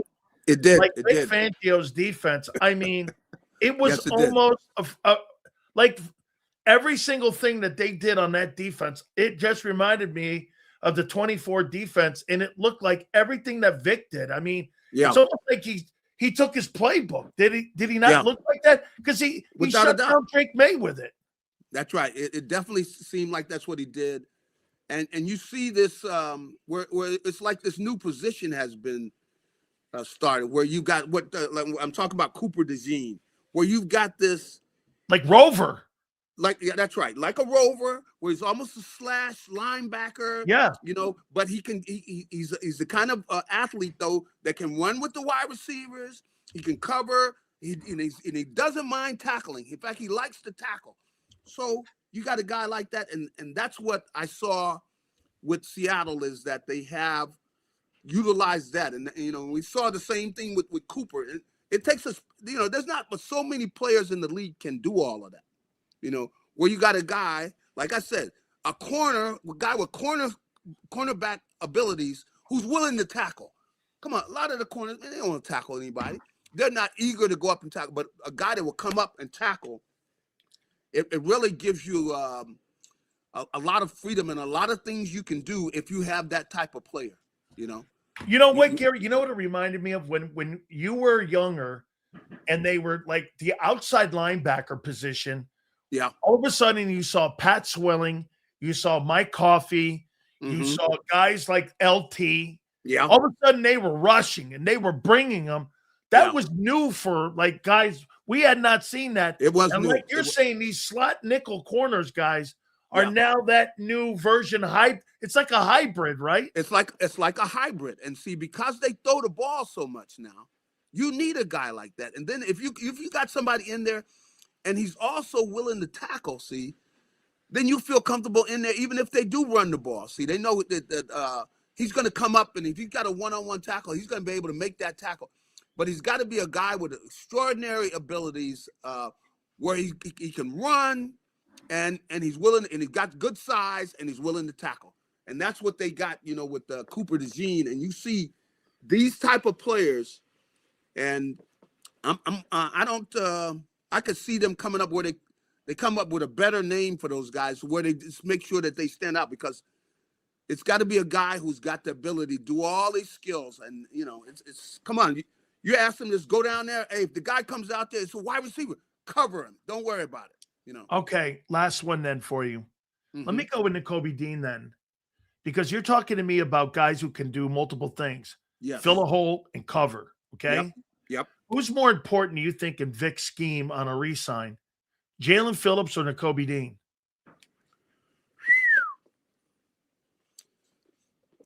Well, the thing I tell you is with this team and the personality, I think Nakobe was very important, because Nakobe was the leader. They were a different team when he was out there. That's right. He pushed guys. You got to realize that he's kind of almost been a big brother to a lot of these guys. Because look, how many of the guys from Georgia? Yeah, I know. I get. And you see, he's at a point now where he can walk up to, Jalen Carter and get after him. Because at times, you need that. Whatever. If you're not playing well, if you didn't make a play, if you're not hustling or whatever it is, and Nakobe has that with all those guys, all those Georgia guys on the team. Equity. They're all key parts of the defense. So I think he's very, very important. But, I can tell you that I know when he left the locker room, when I was, the game was over, I got the feeling, because he came over, gave me a hug. I could tell by the way that he thinks he's out there. He was at the Super Bowl, and he kind of was sending like messages out there that, it's about a 50-50 deal that he's brought back. And obviously this is all more about the injury factor with them. I mean, with all that being said, it sounds like he wants to come back. Yeah. He loves it. Come on.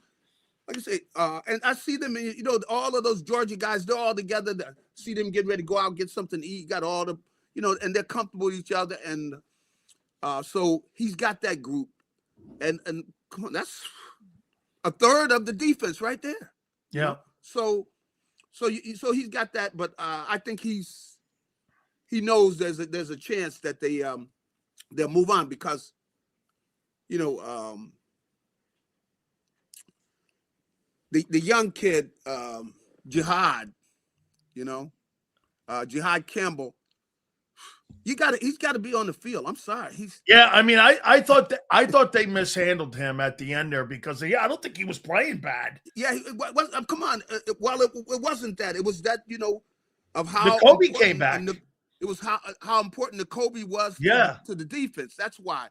But as an athlete, as a player, and we talk about guys that are the type of player who can do all these different things.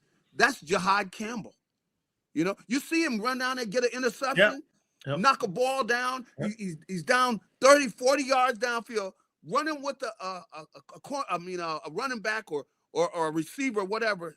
He's got those type of skills. So I don't see any way they can keep him off the field, because even if you have him coming off the corner or whatever, there's nothing the kid can't do. And he's the kind of kid who has got a great work ethic. He's smart. You can't keep him off the field. He's got to be on the field. See? Gary, I got to bring this last one up to you here. Listen, Milton Williams on Saturday was asked about leaving Philly, and he goes, "I never wanted to leave. Yeah, I wanted to be a Philadelphia Eagle. The problem is that general manager never contacted me. He never contacted my agent. They never put a deal on the table. and it was just never. My agent But reached see, out to him. How I he ghosted cannot him. blame the Eagles because He's when some they ball. have He's some ball player, Gary. I know that. I know, but 25 million. I mean, I don't know how how they were going to be able to pay him, but he is. We saw that in the game and during the playoffs. You can see he's a great player. I mean, and I know they didn't feel good about letting him go, man. But they can't sign everybody. So, but we'll see. You know, he helped them get to the Super Bowl. So Well, he's been to the Super Bowl 3 times in 4 years. I mean, there's something to the guy. He's one thing's for sure. Jalen's a winner. This guy, yeah, winning. How about this, Gary? Winning follows this guy. Okay, I mean, that's those are the right. kind of guys you want on your football team when winning follows you, right? That is true, and you see he's got the maturity. It's not just his skills. You see how he just being around him, you see how he's putting it all out there, and he's helping the other guys that are playing with him, meaning, working with the younger guys, teaching them and everything. That's the kind of atmosphere where you got a quality team, where you have guys trying to help their teammates get better too. And that's good. You need those kinds of guys around. But that's Nakobe Dean. See, he's that kind of guy. He's making all these other guys better. So they let him go. They realize that, I heard that you added Bad Bunny on your playlist. Is that true? Or is that Nah, no Bad me. Bunny? I'm not a Bad Bunny guy, man. If you go send me any of his stuff, send it to somebody else that's gonna really listen to it. Okay? JAKIB, I appreciate you more than you know, man. Thank you so much, my friend. All right, have a good one. You got it. Yeah. Wonder how many people added Bad Bunny to their playlist after the Super Bowl. You had Kid Rock and you had Bad Bunny. See, I didn't give a shit about it. I really don't care. See, the NFL won. You know why? We're sitting on a Monday and we're talking about Bad Bunny. And for the record, they're trying to get 1834 dudes. They're not trying to get old dudes. They're trying to get younger people to watch the Super Bowl. So every old dude that said, I hate that guy, the NFL doesn't give a shit. As long as the guy doesn't do anything over the top, it works. My wife just said Bad Bunny's hot. I'm sorry? Women love Bad Bunny. Greatest show I've ever seen. There you go. And by the way, you should feel thrilled because my wife never does that. She's more behind the scenes. How you doing? Yeah. Oh, my God. Hey, listen, I didn't give a shit. I know the NFL's game. I know how they operate. Okay? Miss Sills is insane. You don't know half the truth, okay? Trust me when I tell you. I'm a Metallica. No Metallica. I'm a Metallica guy. Actually, I like Green Day. I thought Green Day was great. Hey, Sig. So, okay, wait a minute, Sig. You ripped my my aunt. Now you're ripping my old lady. You're not going to go far here, brother. Okay? There's a guy at my job that doesn't watch football at all, but he watched the halftime show. The NFL gets it. You bet that's exactly right. That's exactly right. That's the guy they're appealing to, is that dude right there. They're looking for the fringe person, 1834, to try to get younger viewers. Ted Nugent, really? Good night. Yeah. Why do we have to be so? See, to me, I didn't mind a thing. I don't really give a shit. I didn't give a shit either way. My hardcore right-wing wife would never sells. Ted Nugent kills deers. Yeah, we don't kill animals in this bitch. If you kill an animal, that's not going to happen. Yeah, if animals don't like you, you're not welcome in our house. Just so you know, it says it right on the front door. If animals hate you, my cats and dogs hate you, you could take your ass out of here. That's not happening. If my cat or my dog run when you come in the house, your ass is out of here. I told the guy from Sports Grid, he came over and set up these cameras that I have in my room here, you know? If my dog came in and I was like, that's a good thing because if my wife sees that my dog runs, it's no good. Oh, look at this. Twiz, make me a sandwich. My wife doesn't do any of that shit, bro. That's not, my wife was my producer for 20 years of me in broadcasting. That's not what that is. She's a tremendous producer. We'll just mix up old school and new. That's right. Cover all bases. No, Gloria Stefan, that my wife does hate that chick. Okay? I don't know what it is, but my wife doesn't like Gloria Estefan. Eminem, he hasn't been relevant in 100 years. I like Lady Gaga. Lady Gugu was trash. Really, bro. Lady Gaga is, if you want to know how to run your social media, which I don't know how to run mine, she's brilliant at self-promoting. She's one of the greatest. I heard Bad Bunny was arrested after halftime for sucking. Oh, really? You know what I thought would have been great? Could you imagine if they had an ice dude waiting for him when he got off the stage? Oh, my God. The NFL would have, everything would have exploded. There's an ice guy. No, the chick, what's her name? Gnome? She was waiting for him. She had a pair of cuffs and she was swinging them. Oh my God. She just had cuffs, you know, the good looking Homeland Security chick. She just swinging her cuffs. Come with me.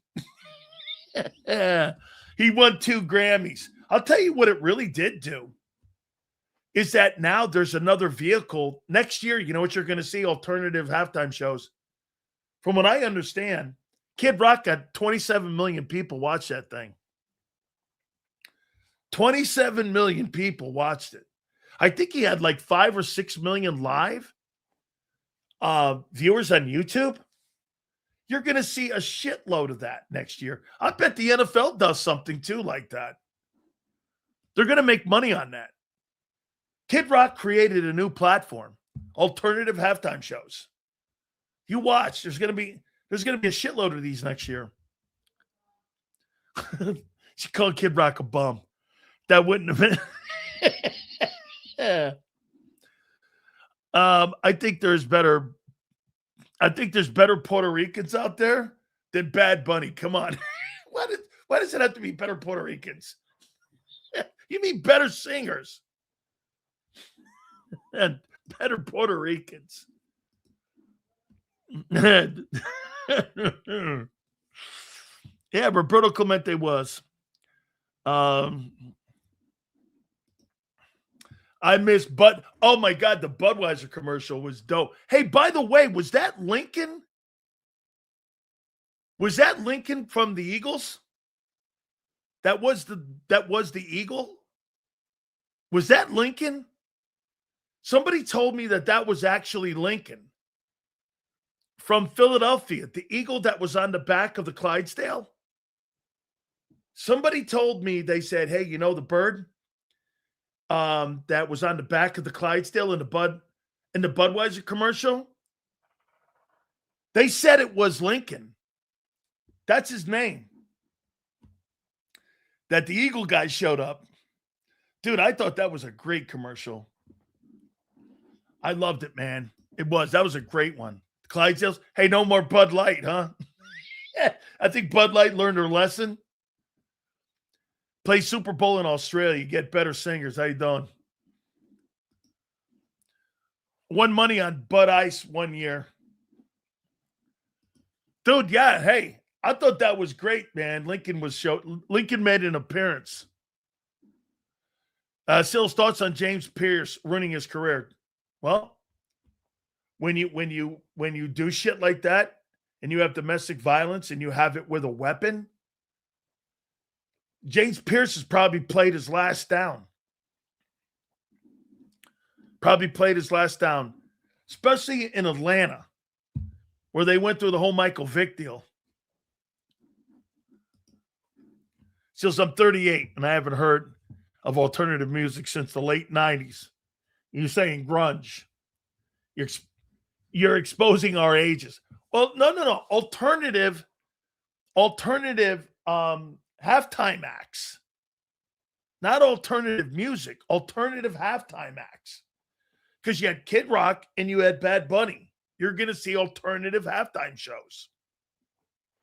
Not like grunge or like Nirvana and shit like that. That's not what I'm talking about. Dude, like the views that this guy got, I think it's approaching 50 million. Next year, Eagles, Broncos. That's what the commercial told me. I like that thinking. Broncos, Eagles. Clydesdale and the Eagle. Okay. Big Sills wants an alternative lifestyle act at the halftime. Yeah, I just want I'll take Metallica. I'm good. Really? Man car revoked. Yeah, man card revoked. All right. Got to pay some bills here. Hey, our great friends at Morgan & Morgan, the number one injury law firm in all of America, for a reason. It is because they win. Family owned and family run. Folks, tell you about the story all the time in Pennsylvania where a family was offered initially $650K in a settlement. Morgan & Morgan went in and got over $30 million recovered for that family. Same down in Florida there, it was $350K. They ended up getting $12 million. I'm telling you, there is no firm when it comes to injury law firms like Morgan & Morgan. Nobody beats Morgan & Morgan because of their team of attorneys. Do me a favor. Go to forthepeople.com/big sales or pound law 529.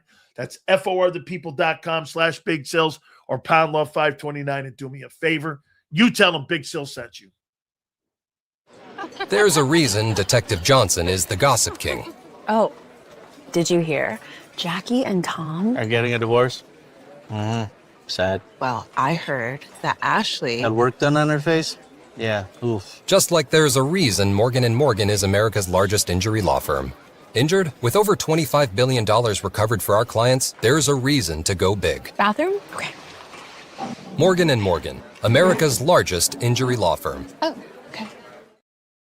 Ignite your nights with free live entertainment daily, only at Live Casino and Hotel Philadelphia's Center Bar. 7 days a week, enjoy some of the region's top party bands, performers, and DJs as they take the stage in the heart of the casino action. Great cocktails, live music, and lively moments. It's all happening at Center Bar at Live Casino and Hotel Philadelphia. Visit livecasinophilly.com for more details and the complete list of upcoming events. Must be 21 or older. Gambling problem? Call 1-800-GAMBLER. This is Eric. When he got injured in a car accident, he called Morgan & Morgan. He not only gets a lawyer, he gets trial lawyers like Sam and Jessica who are in it to win it. He gets his own investigators with briefcases, leather ones. And if you ever have questions, our customer service folks keep things rolling. Injured? We're your army. Morgan & Morgan, America's largest injury law firm. Welcome to the Jet Setters and the High Rollers, to the Shot Takers and the Tastemakers. Welcome to the Viewfinders, the Thrill Seekers, and the Night Owls. Welcome to everything you could possibly want on one 5-mile island. Welcome to the Wildwoods. Book your stay today. In our hometown, we all look out for each other. We go the extra mile to lend a helping hand. Thank you. We step up to keep our communities going strong. And at Independence Blue Cross, we're here to keep you going strong. We've been deeply rooted in our communities for more than 85 years. And that connection to members has earned us our spot as the #1 health insurer in the region. So while you look out for your neighbors, know IBX is always looking out for you.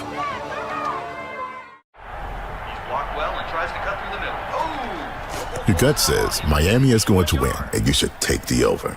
Your gut also said your NFT selfies would only go up in value. They didn't. But your head is on Sports Grid and knows the QB is in concussion protocol. The backup has a 45 QBR against the zone coverage. The New York D has the most sacks in the league. So yeah, trust your head. It's smarter to be on Sports Grid. EAGLES. Eagles.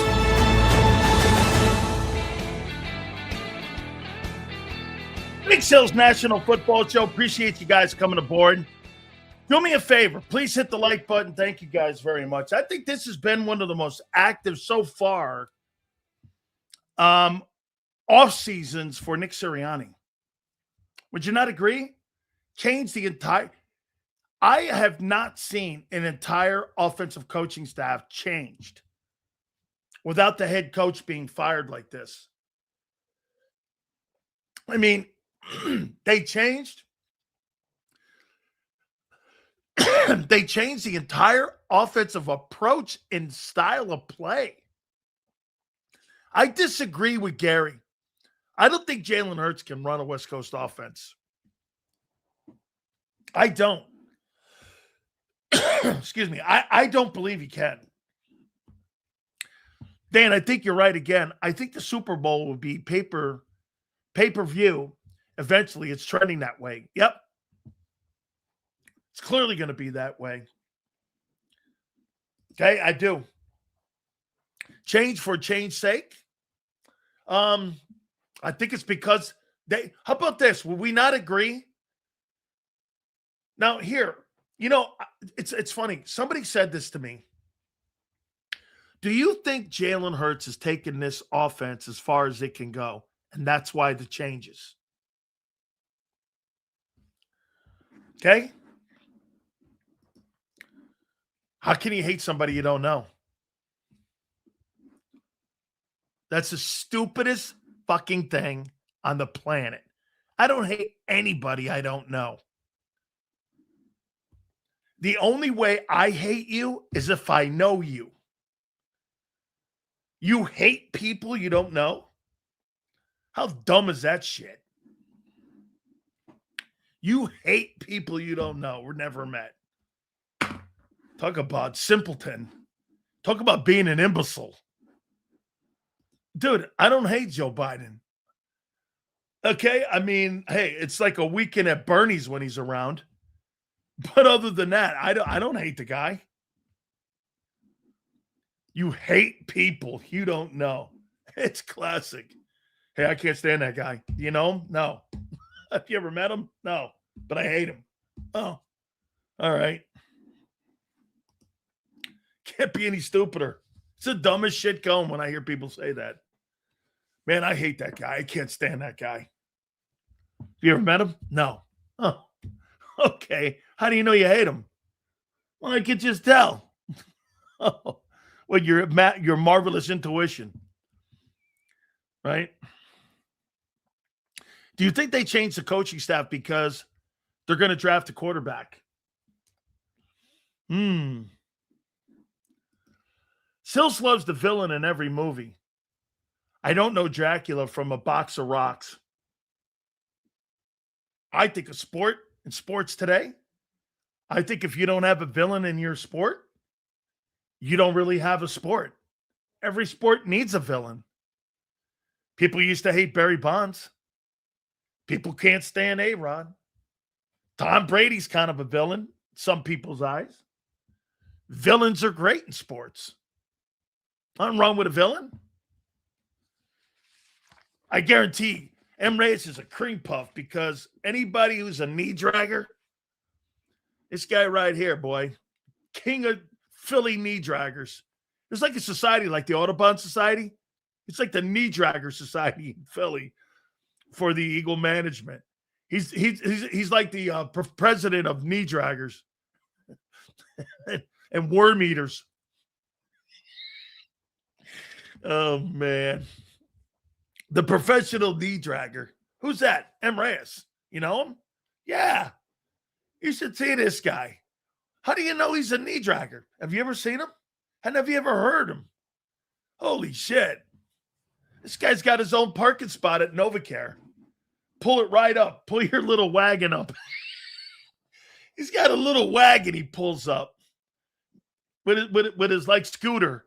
He pulls it right up there, right to the side, and he's got it right there. Knee dragger Reyes, little parking spot right there.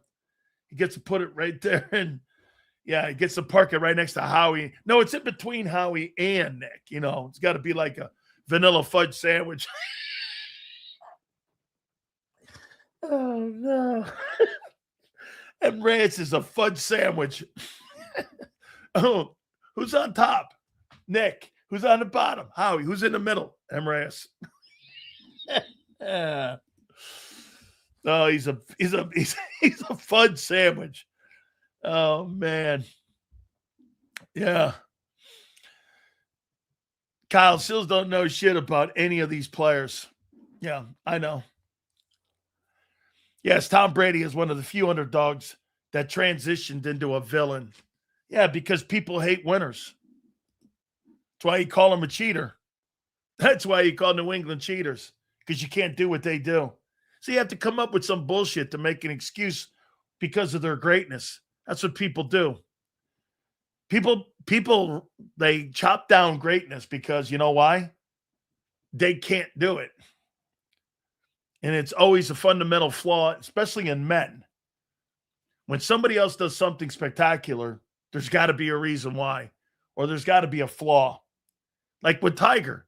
When Tiger was found out that Tiger Woods was not a good husband, this guy's a horrible man. Well, I'm not watching Tiger Woods on Sunday because he's husband of the year. I'm watching Tiger Woods on Sunday because he's a golfer, not because he's the man of the year. You're the people that I don't give a shit if he cheats on his old lady or if he has 100 and he has a harem. All I care is on Sundays, he's Tiger Woods. That's all I know about the guy. I never get tied up into that. My idols are not sports celebrities. So if a guy's a tool, I never get disappointed. I don't get disappointed with athletes. Hey, did you hear what happened to that guy? He was a real asshole. Oh, well, sure. Who cares? Who gives a shit? Dan, if Mahomes in Philly, how many point Eagles score if he never had a 1,000-yard rusher in his career? How many pick Eagles have to give to trade for him? Jimmy Johnson said if you ever thought of putting him out there, that you were ever going to trade for Patrick Mahomes, it'd be 5 first-round draft choices. Jimmy says he's untradeable, Patrick Mahomes. You can't get value for him. You could never in a million years get value for him. And if he had, hey, let me just put it this way to you, my friend. Can you imagine him out with could you imagine Patrick Mahomes with a 2,000-yard rusher and 2,000-yard receivers in the same year? Mahomes would score 50 a night. They'd never lose. Mahomes had that kind of talent. And this guy beat the Eagles with Juju Smith-Schuster. A Juju Smith-Schuster. Will Josh Allen ever get to the Super Bowl? I don't know. I sure hope the Bills can build a team around him. Be great if they ever put somebody in there instead of, what is it? Here, let's take a look at this. Here's the talent level on the Buffalo Bills this year and what he went to battle with in the AFC playoff game. In the divisional round, let's see who he had. Here's who Josh Allen played with. Ravi Shankar.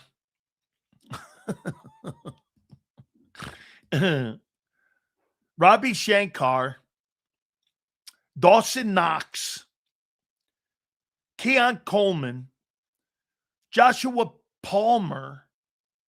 Ty Johnson. These are the people he was throwing the ball to. Terrell Shavers. Gabe Davis. Brandon Cooks, who had how many catches? 5 catches for 11 targets, 114 yards. The entire season. How many games he played? 5. That's who Josh Allen throws the ball to.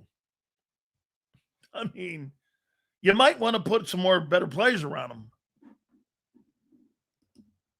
Stephon Diggs got in every end zone but the right one. Oh, man. What would the Bills want for Allen? 5, 6 ones? He's not tradable. He's not tradable. You couldn't trade for him. You'd have to put your entire future of your team up for 5 years before you would trade for somebody like Josh Allen. Be 5 ones. Same with Patrick Mahomes. Like 5 ones. Seals the blueprint 2 years in a row. Have a very strong defense and run competent offense with no turnovers. Exactly correct. Correct. He'll never do it. Can't get there with the ship mess he has. I completely agree. But yet Sam Darnold's better now, right? Twiz? It's Twiz. So let me ask you this. Because of the 2018 class, is Sam Darnold a better player than Josh Allen? You want to see buffoonery and imbeciles? Watch this question. Twiz, he's the first guy from that 2018 class to win a Super Bowl and get to one. Lamar Jackson, Baker Mayfield, and Josh Allen were in that draft. Is Sam Darnold, who was fired from 5 teams, is he better?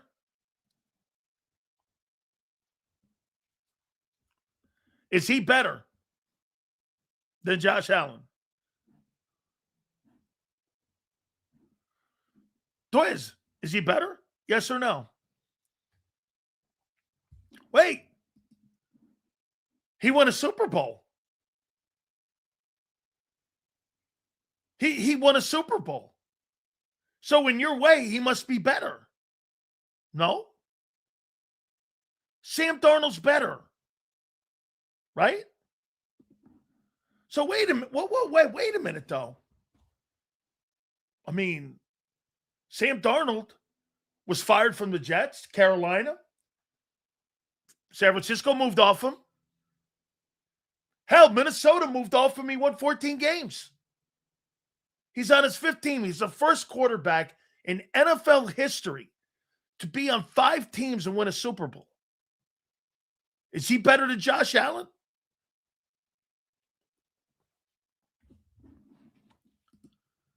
Not better, but a better outcome. Why don't you just say it? He's on a better team. All the bullshit you guys told me about the excuses. Sam Darnold is exactly what I'm talking about. He's exactly the comment that I make all the time about quarterbacks not having good players around them. Okay? I think Jalen Hurts, I think he's an okay player. I don't think he's great. I think he's a good player. Sam Darnold's a good player. Nick Foles is a good player. Those guys are good players. They're not trash. Nobody ever said that.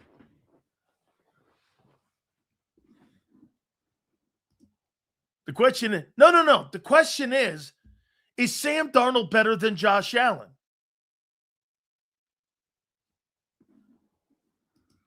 Sam Darnold ain't fucking Jalen. Well, he's had more success in the last 2 years than him.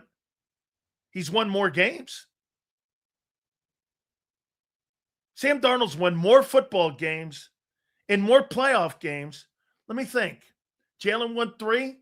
Darnold won 3. So that's pretty even. Darnold's won 31 ball games in 2 years. Darnold's like 31-9. 31-9, 3-1 in the playoffs. Jalen Hurts is 3-1. Sounds like the same bullshit to me.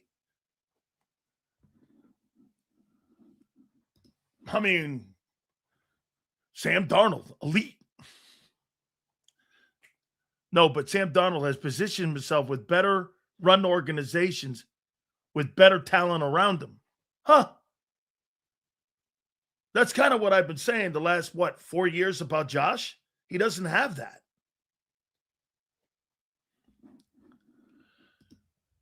Hurts mic drop? Jim Plunkett mic drop.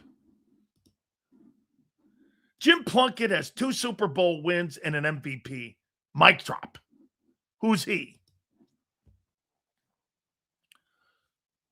Who's he? Sam Darnold, Brad Johnson, or Trent Dilfer. Looks to me like all Super Bowl winners. Wow. Look at that elite list of quarterbacks that have won Super Bowls. Whew. Whew. Actually, he wasn't a backup when he won the Super Bowls. He was a starting quarterback, especially when he won the MVP. So wait a minute. You win 2 Super Bowls and you win a Super Bowl MVP. You're not a Super Bowl legend? Well, then neither is Jalen Hurts. He's got 2 wins. That guy actually has 2 wins. Not 1-1, but 2 wins. And a Super Bowl MVP. He's not better than Josh. He needs a defense that both teams in the Super Bowl had. Okay. So he needs a better run organization. Whole point of winning games is winning championships. No. Jim Plunkett's not better than Josh Allen. He's got 2 Super Bowl wins. That was my argument the whole year. You guys kept telling me Sam Darnold was trash all year long. Well, he's a champion now, and the owner of 31 wins. And now he's 3-1 in the playoffs. And now he's the team to beat in 2026. What happened? Maybe better coaching? Maybe better players? Maybe better teams? You're damn right he's not, because Plunkett actually won Rookie of the Year. So just curious, being a New York Giant, were you a Google Dolls fan? No. What? Google Dolls. Shit. Dude, when I was a kid, I actually liked punk music a little bit. If you're an elite quarterback and you just saw Jalen Hurts and Sam Darnold win a Super Bowl, how aren't you demanding changes inside SIG? That's the topic. That's the topic. Google. That's it right there. If you're Joe Burrow and you're watching Sam Darnold, how are you not doing this? I got to get the hell out of Cincinnati. I got to get out of here. You're damn right. And you're Lamar Jackson going like this. You fired John Harbaugh. This better work or I'm out of here. If you're Josh, hey, Sig, that's the story of last night right there. You're damn right. If Jalen Hurts and Sam Darnold, those are your last 2 guys that have won Super Bowls. Hurts is no prolific passer. He'll never be. I don't care what they're trying to do. Sam Darnold will always be considered a journeyman. And he won a Super Bowl. The greatest thing ever happened last night, because you know why? For me, if I'm an organization and I'm building my roster and I got good, competent people in my organization, I'm going to get Mac Jones. And I'm going to win right now. I'm going to go draft that guy. I'm going to give the 49ers a 2nd-round pick. And I'm bringing that guy to my city. If I were the New York Jets, I would fire Aaron Glenn and I'd put a guy like John Gruden's ass in there and I'd go get Mac Jones. I'd give the 49ers a 2nd-round pick and say, let's build an offense. And let's build a running attack and defense. I wouldn't be giving Sauce Gardner away. The Jets are such a train wreck. They'll never think like that. You give away Quinnen Williams and you give away Sauce Gardner. The fuck are you doing? I mean, you're never going to win in New York. You're just not going to win. Trevor Lawrence will win the next Super Bowl. I like that. I like that Jaguar team. By the way, that guy that I told you about, Devin Lloyd, they may franchise tag him. That's $26 million if they franchise tag his ass. What kind of year did Devin Lloyd have a year ago? I don't know how many sacks he had. I think he made the All-Pro team. If you remember right, I told you guys to draft him. I thought he was a great player at Utah.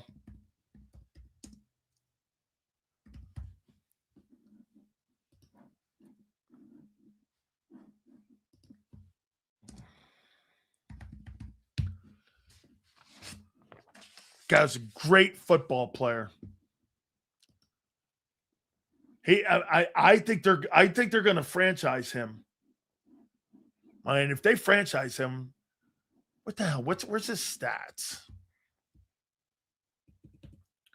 LYOLD. There it is.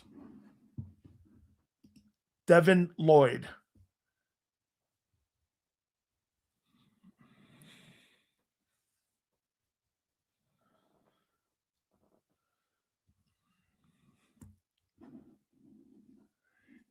AP second.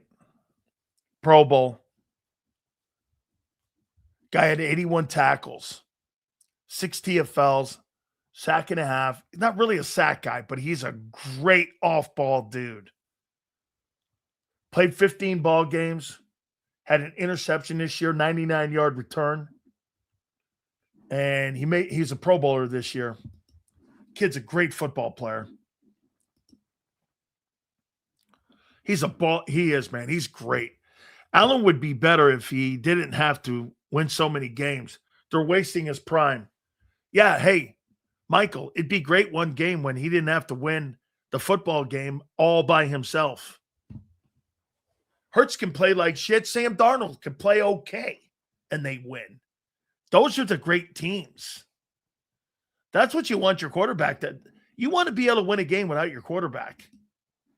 You know how hard it is to do that? That's what's separating guys like John Schneider and Howie Roseman.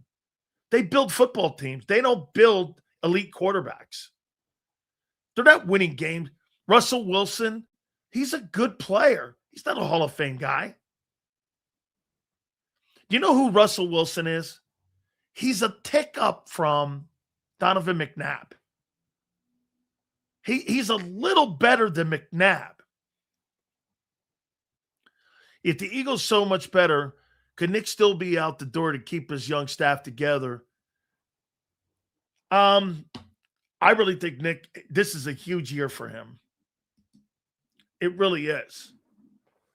See, it's time for Allen to put pressure on the organization to give him more talent. Dude, that's exactly what last night did.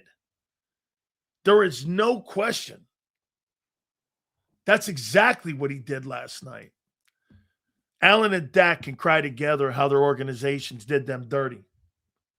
Same as the Eagles with McNabb.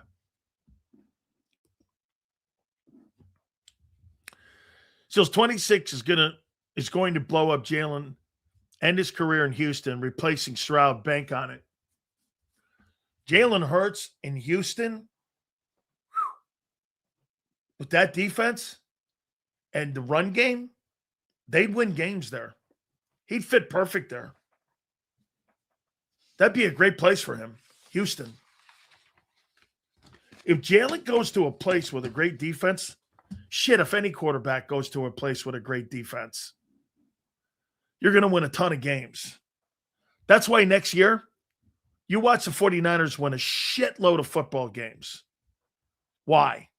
Because they finished third in the NFC West. They may have finished second. No, they finished third, I think. I don't know if the Rams finished second. Let me take a look at that. I'll tell you teams that are going to be great next year.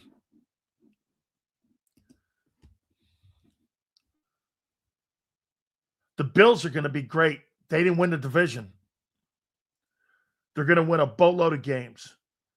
The Ravens are going to win games.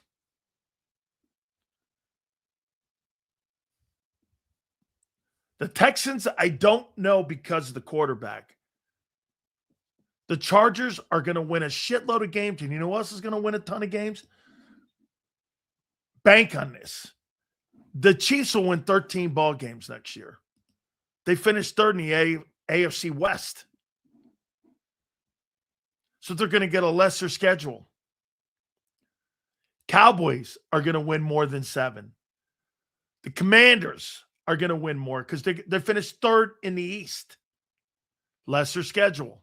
Remember, the Commanders won the division. They had a harder schedule. They're not going to have that coming up. The Bears are going to regress. The Lions are going to win that division. You watch. The NFC North, they're going to win it. Packers are going to win more games. The Bears are going to fall back to like 8 wins. NFC, the Bucks are going to win games because they finished second in the South. Carolina will fall back. Atlanta's going to win a shitload of games. They finished third. And in the West, okay, the 49ers finished third. They won 12 games. The 49ers are going to get an easy schedule again. This last year, they had one of the worst and easiest schedules. Well, they're going to have the third easiest schedule. They finished third in the West. They're going to win north of 12 ball games again. Easier to schedule, gods. New England's going to fall back. They're going to fall back. Even as wide receivers were talking shit on the sidelines during the Super Bowl. Watch it again. Who's wide receivers? Drake Mays? Let's take a look at who Drake Mays' wide receivers were in that game. You make it sound like these guys are somebodies. Let's see. Mark Hollins, Demario Douglas were the receivers in the game. Stephon Diggs had 3 catches for 37. And Hunter Henry, who I like, had 3 catches for 31. Who are these? Who's Mac Hollins and Demario Douglas? They're nobodies. They got to replace them dudes anybody. That's why they're going to go out and get AJ or try to get AJ.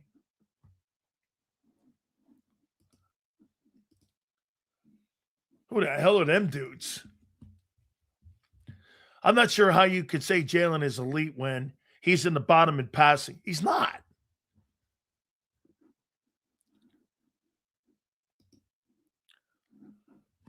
This clown said we're winning only 6 games next year. I said 7. I think between 7 and 9. I didn't say 6. I said 7 and 9.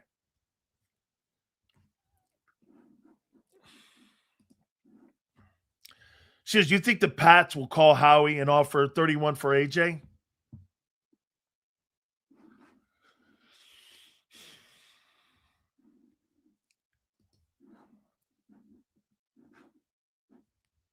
Pats will be 30. Let's see what the draft order is.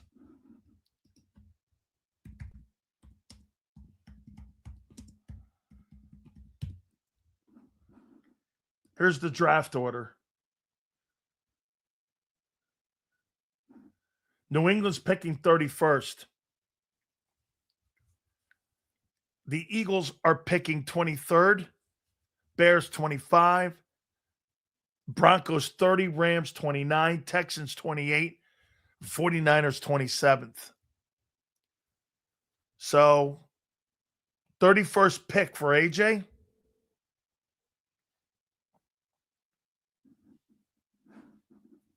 I would. If I were the Eagles, I would do that. Remember, though, and what's the cap space? Let me see if that makes sense. NFL 2026 draft cap space.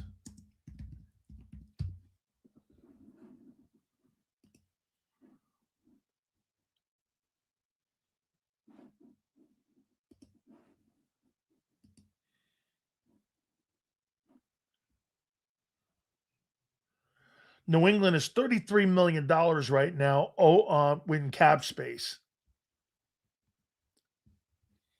They're 12th in cap. Get rid of Diggs, free some money up. They got $33 million. They could do it.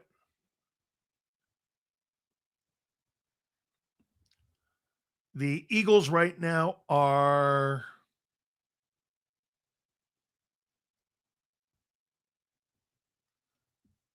Philadelphia's cap space is 19th. They have $9 million, about $10 million bucks. They're 19th. That free money up too for them. Give me 2 second rounders. I'd give you the 31st pick for him. Eagles not making the Super Bowl next season. Book it. They won't even make the playoffs. Let's see what they do. Let's see what they do. Jules, what do you think about the new Ring doorbell feature? Provide a picture with the dog. It scans all doorbell. Scary hours. The human scanner. Like, what's up with the... Look at Paul. Look at his profile picture. My God, look at the profile picture. That's Steve Young cropping out Jalen Hurts out of the Legends picture at the Super Bowl. Look at that profile pic. Oh man.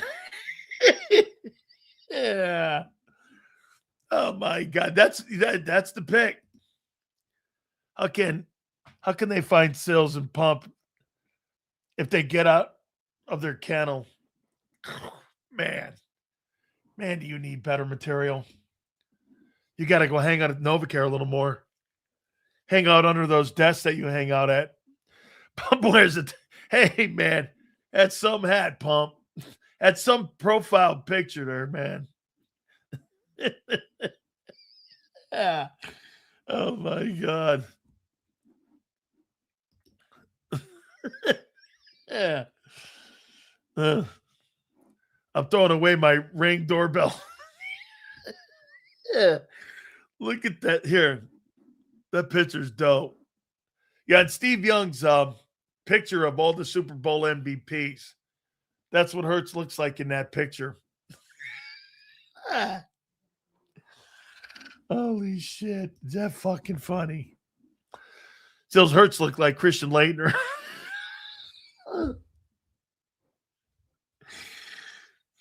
That's right. Hey, Christian Laettner was on that dream team with all them dudes, Bird and Magic and Barkley and Michael Jordan. And there was Christian Laettner, and you're like, yeah, no. Yeah, no. Half a Hurts for a half of football. They did, man. They had a rule. I think they had to take the player of the year that year. And I think Laettner was the player of the year that season. That may have been Shaq's junior year at LSU. Hey, Real, was that the reason they picked Laettner? Because he was the Wooden Award winner? And the Wooden Award winner got to go, and Shaq was like the runner-up or something? So they took Christian Laettner over him. I think they won their second back-to-back national title. They beat UNLV. Some shit like that.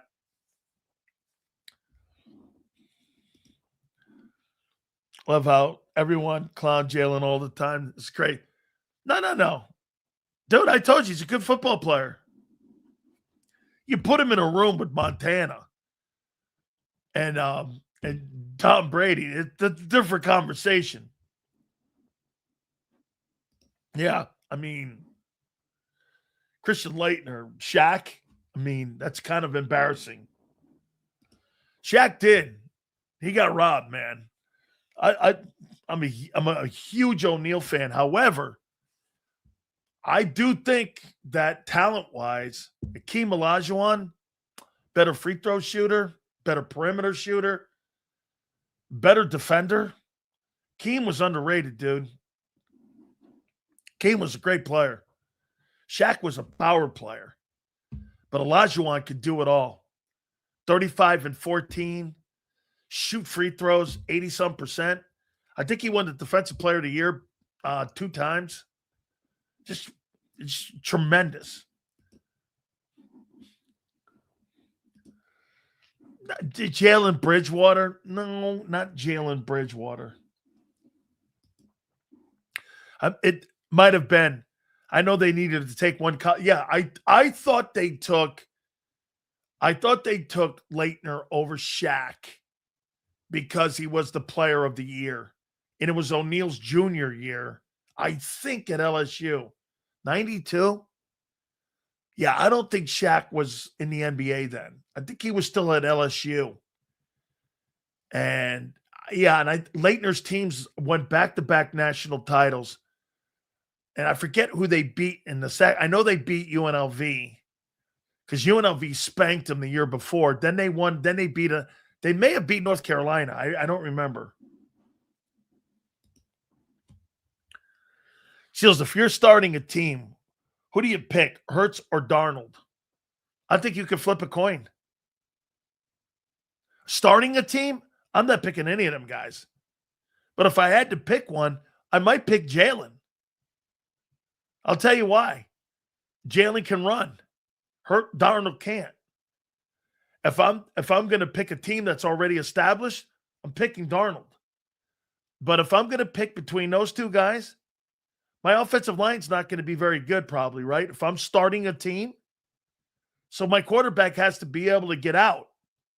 It has to be able to run. So I'm probably going to take Hurts.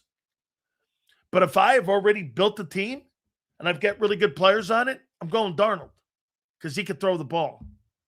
Hurts can't. But to start a team between those two guys, like, how about this? If you're going to pick between Jalen Hurts and Tom Brady and start a team from scratch, are you picking Tom Brady? Probably not. He's going to get murdered. He can't move. If you don't have an offensive line, he's going to get murdered. Hurts can run. Brady can't. No, he can't. He's not that great throwing the ball. That's why you fired all your coaches. With the Eagles cap situation, which is not horrible, it's $10 million. They'll redo deals. I would think they're probably going to do Lane and Mulata, maybe even Hurts to free up more space. I don't know how they get better next year. The problem is really in your two guys in the middle of your offensive line. I think is your problem. Your center and your guard are going to kill you. Jalenite. Hey, Sills, what do you think about Lindsey Vaughn's performance in the Olympics? Hey, man, her crashing like that, I give her a lot of credit for trying to go out there at 41 and competing with 21-year-olds. I love Breezy. That was awesome going down that downhill and then her winning the gold. Big Breezy fan. Also, too, Francesca Lola Brigida, the Italian speed skater. That's my new chick. 8 wins next year. I said before, all the new hires. Okay? With no ACL, they shouldn't have let her compete. Bro, you can't tell somebody like that, hey, guess what? Sit down. No way. Dude, you can heal from a knee. You're never going to heal a heart if you don't give it one last try. I have no problem with it. Good for her. I don't Hey, I don't believe she completely tore ACL. I've never seen anybody walk in a completely torn ACL. So I don't believe that. I do believe she was hurt. And then when she fractured her leg, obviously. So, I mean, the Eagles maxed out all their extensions. Only one left is Hurts. Lane already is signed until 32. Whew, I didn't know that. She almost died? From what? She was in cardiac arrest? She almost died from what? A broken foot? Or a broken leg? Huh. I hadn't heard that one. Hurts still can move, but he's not a spring chicken anymore. She was look, I think she was hurt. She said multiple times she had no ACL and a complete tear. Dude, complete tears, ACLs. You're telling me then, so an NFL guy can get out there and jump over footballs and jump over balls and jump up and down, go down a hill. So you're telling me those football guys, when they tear their ACL up, so Carson Wentz was lying? When Carson Wentz tore his ACL out, he was lying? And so he just sat out the rest of the year? I don't think so. Theismann almost died from a broken leg. No. Theismann almost died because it ruptured his artery. And it ruptured the artery.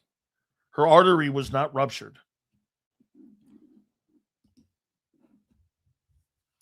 Seals Jalen, the new face of flag football in the Olympics. Hey, it's a gold medal. I don't have a problem with that. Yes, a broken leg ruptured the artery. Did it? Well, if that's the case, then Lindsey Vaughn.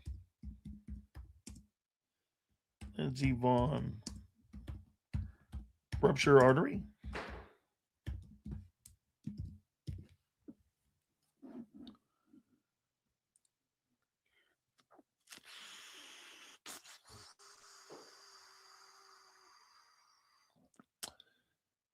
Complete tibia fracture.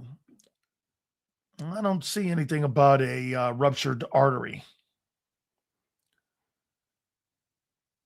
The ACL was ruptured. Okay. Yeah, I don't see anything about an artery being ruptured. Yeah, artery being ruptured, that almost kills you. I've actually seen that on a football field where a guy's laying in front of me, blood squirting everywhere like a water fountain, and it's just squirting out like that. And I've actually seen that. I saw a guy's ankle go completely. My wife was with me. She was my girlfriend then, and I was on a field. The bone shaft went right through the guy's foot. The bone went right through his cleat. And it was sticking out like this. And it was all charred. I looked, had meat on the end from the calf. I looked down at it. Guys were getting sick. I looked down at it. I couldn't believe what I was looking at. I'd never seen anything whiter in my life.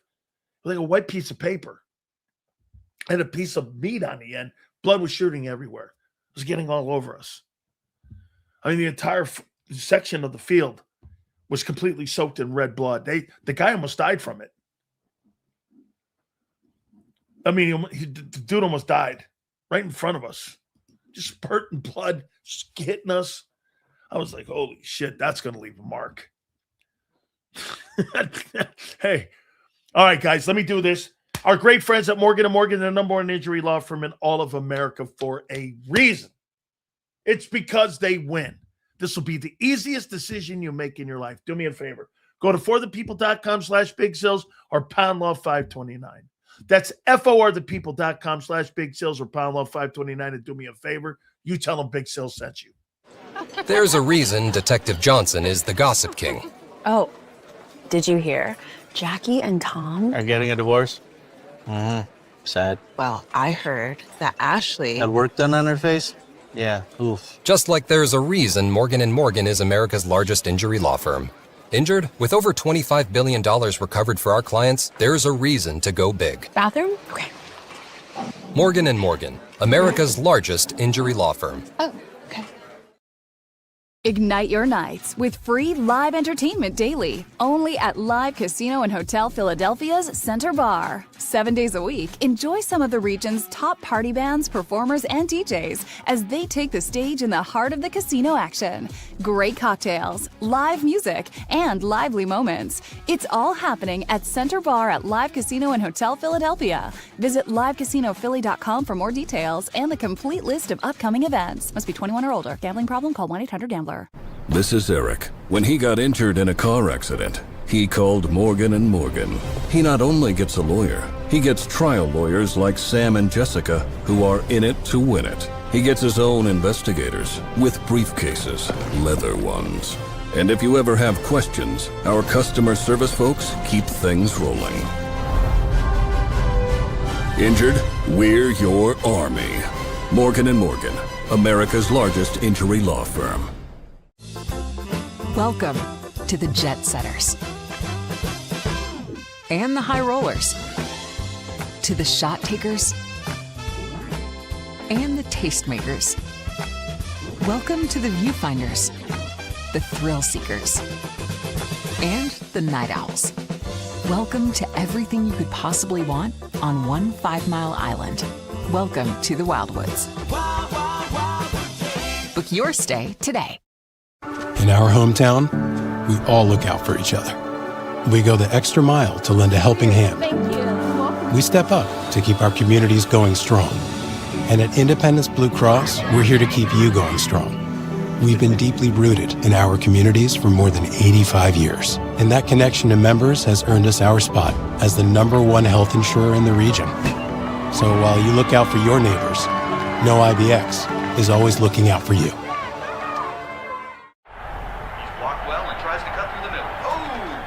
Your gut says Miami is going to win, and you should take the over.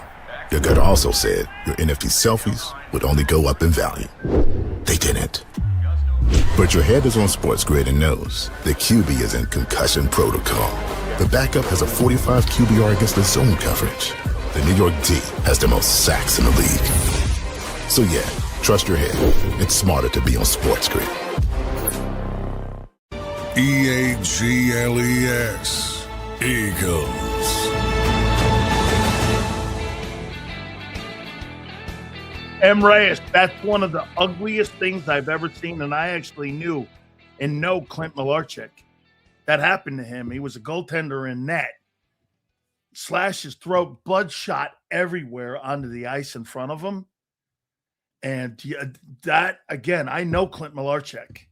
I've spoken to him about that injury. Yeah, take a look at it. It's one of the gruesomest things you've ever seen.